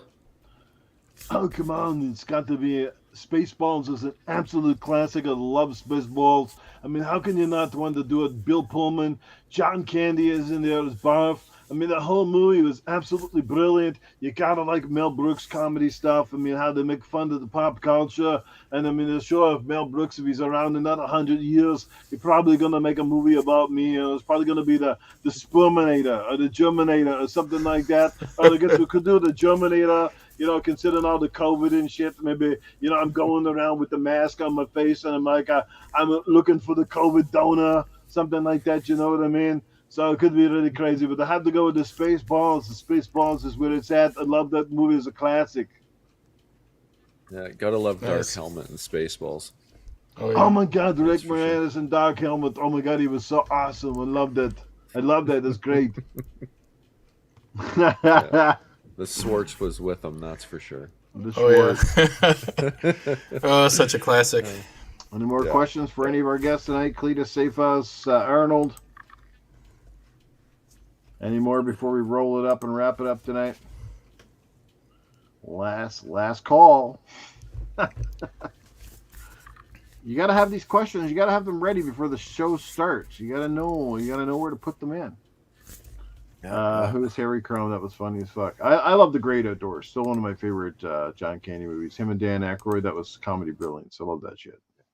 Did you ever see John Candy in Delirious? Oh my God, yes. Yeah, that was one of my favorites. Trains, Planes, and Automobiles. That's another good one. Yeah. Steve Martin. That was great stuff. You're going the wrong way. They're crazy. How do they know which way we're going? A big limp Willie or a small hard Willie. I don't know if that's a question or a statement. Which one are you dealing with there, Darko? But anyway, guys, thank you so much for the love and support as we nearly hit the 2-hour mark of the show.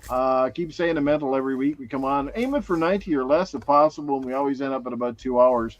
But that just means we're having fun, we're having a good time, and the topics of conversation were great. Like I said, we go off the rails every once in a while, but sometimes that turns into some of our best conversations for sure. It was always a pleasure to have Sergeant Sentinel Gaming on the show. Obviously, this is his second time being here, which means we really enjoyed him the first time. Look forward to having him back in the future. Chat, you guys are absolutely amazing. Without you, we wouldn't be here doing this. Hope that the time slot is not too nasty for you guys, adding the extra hour. But like I said, at least I get to stay away from Colt Eastwood's time slot. I mean, I hate to go up against those guys, because it wasn't my intention. Plus, nothing but love and respect for my good buddy Mag, who I'm going to see in a couple of weeks down in Niagara Falls, Canada. Good stuff. Can't wait for that. Get to hang out with him there. We're going to have a few beers and some pizza and do whatever.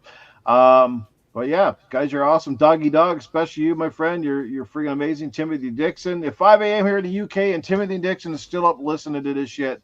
Now that's what you call dedication, Tim. You're awesome, man. The Game Complainers, brother, you're awesome. Love you to pieces. Nowhere Man says your show is way better. Well, that's a great compliment. I appreciate that, Nowhere Man. Glad that you're liking it. To everybody that's here, man, you're awesome. Yeah. But again, let's let everybody get out of here. Let's start with our amazing guest, Sergeant Sentinel Gaming. Where can people check out any of your podcasts or your content, or just say hello to you in general?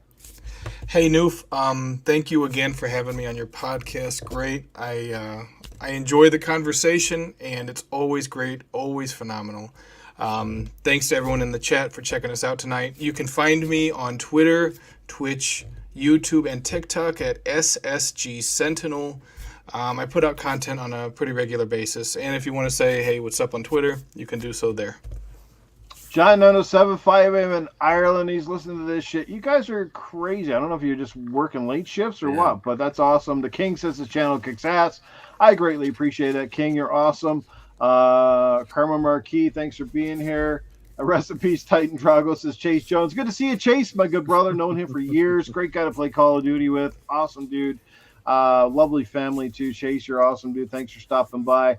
But yeah, no, so Titan will be back on the show at some point, for a guest appearance or whenever, his schedule allows. He has an open invitation, and if things change, he will always be welcome here. Same goes for Mag or any of my previous panel members from Gaming After Dark and stuff like that. So, but anyway, we're going to wrap it up. Mental, our own Captain Picard right here on the panel. I love how his freaking headset fits right into the Starfield circle. That's incredible. Yep. Look at that. Nice. You couldn't have squared that up any better. Almost looks like he's got a halo over his headset. It's kind of cool. But Mental, let people know where they can check you out. Maybe tell us about Caffeine Entertainment. Mental9R are pretty much everywhere, whether it's X or Twitter, whatever your preference is. Steam, you'll find me as Mental9R, and on Xbox and on PlayStation. Caffeine Entertainment is the only exception to that rule, and that's my YouTube channel. And I'll probably, I've had it in the works forever, but I made a video about how to actually make one of these little drives, and make it so you can actually see it. Maybe I'll just try and wrap that up quickly and throw that up there. If you guys are interested, you can check that out. I'll see if I can get that up there this week or something. But yeah. Fabulous. Always a pleasure being here. It's great being on with you, Sergeant Sentinel Gaming. I missed that the last time. That was one of the days I wasn't here, so it was great having you on the show. Appreciate it. Thanks, Mental. Likewise. Yep, awesome. And to everybody in Canada celebrating Thanksgiving, guys, again, hope you had a great day. Lots to be thankful for. First of all, I'm thankful that I'm still here. There are plenty of people, family, friends, people in the games industry who passed away, of course, in the last year. So every day, like in the words of Al Pacino from Scarface, when he said, "Every day above ground is a good day." He said it, couldn't have said it any better. So today enjoying the beautiful October weather on my motorcycle and enjoying every second of it. And there's things like this in life you don't want to take for granted because we never know when it could be the last time we get to do this, right? And same thing as this podcasting. I don't take it for granted. I'm very fortunate to be here, still doing this almost 10 years in, to have amazing people in the chat, people that are here like Mental, Sergeant. You guys are awesome. Can't tell you how much I love all you guys and all the support right around. Cool Cat Terry, excited to have you on board with us. Can't wait till October 30th so you can come in and make your official debut as part of the panel. She's going to bring a lot of interesting thoughts and topics and indie discussion and other stuff to the table. Can't wait for that. It's going to be awesome, man. So you guys are fantastic. We got to get, like I said, and just last before I'll end it up here, stay tuned to this channel because I'm going to be doing a video just describing what I expect and hope for the community game nights, which I'd like to bring back soon. Most likely it's probably going to be a Saturday evening thing, and hopefully I can find a decent co-host who can again pick up the slack if I'm not there to host it, so it stays consistent. We'll have a games list so people will know what weeks those games are going to play, and we'll go forward from there. So fabulous stuff. We hope you like the channel. Again, if you also can think of somebody else to make a perfect fourth panel member, leave me a DM or as well, and we'll kind of, me and Mental will go over some of the names and perhaps see who might make a fitting fourth edition. If we decide to go that far. That's down the road, but it's always good to start considering your options. But anyway, guys and gals, until next week for episode 19, we'll see you then. Have yourselves a great evening, and take care, everybody. Good night, everyone. Good night.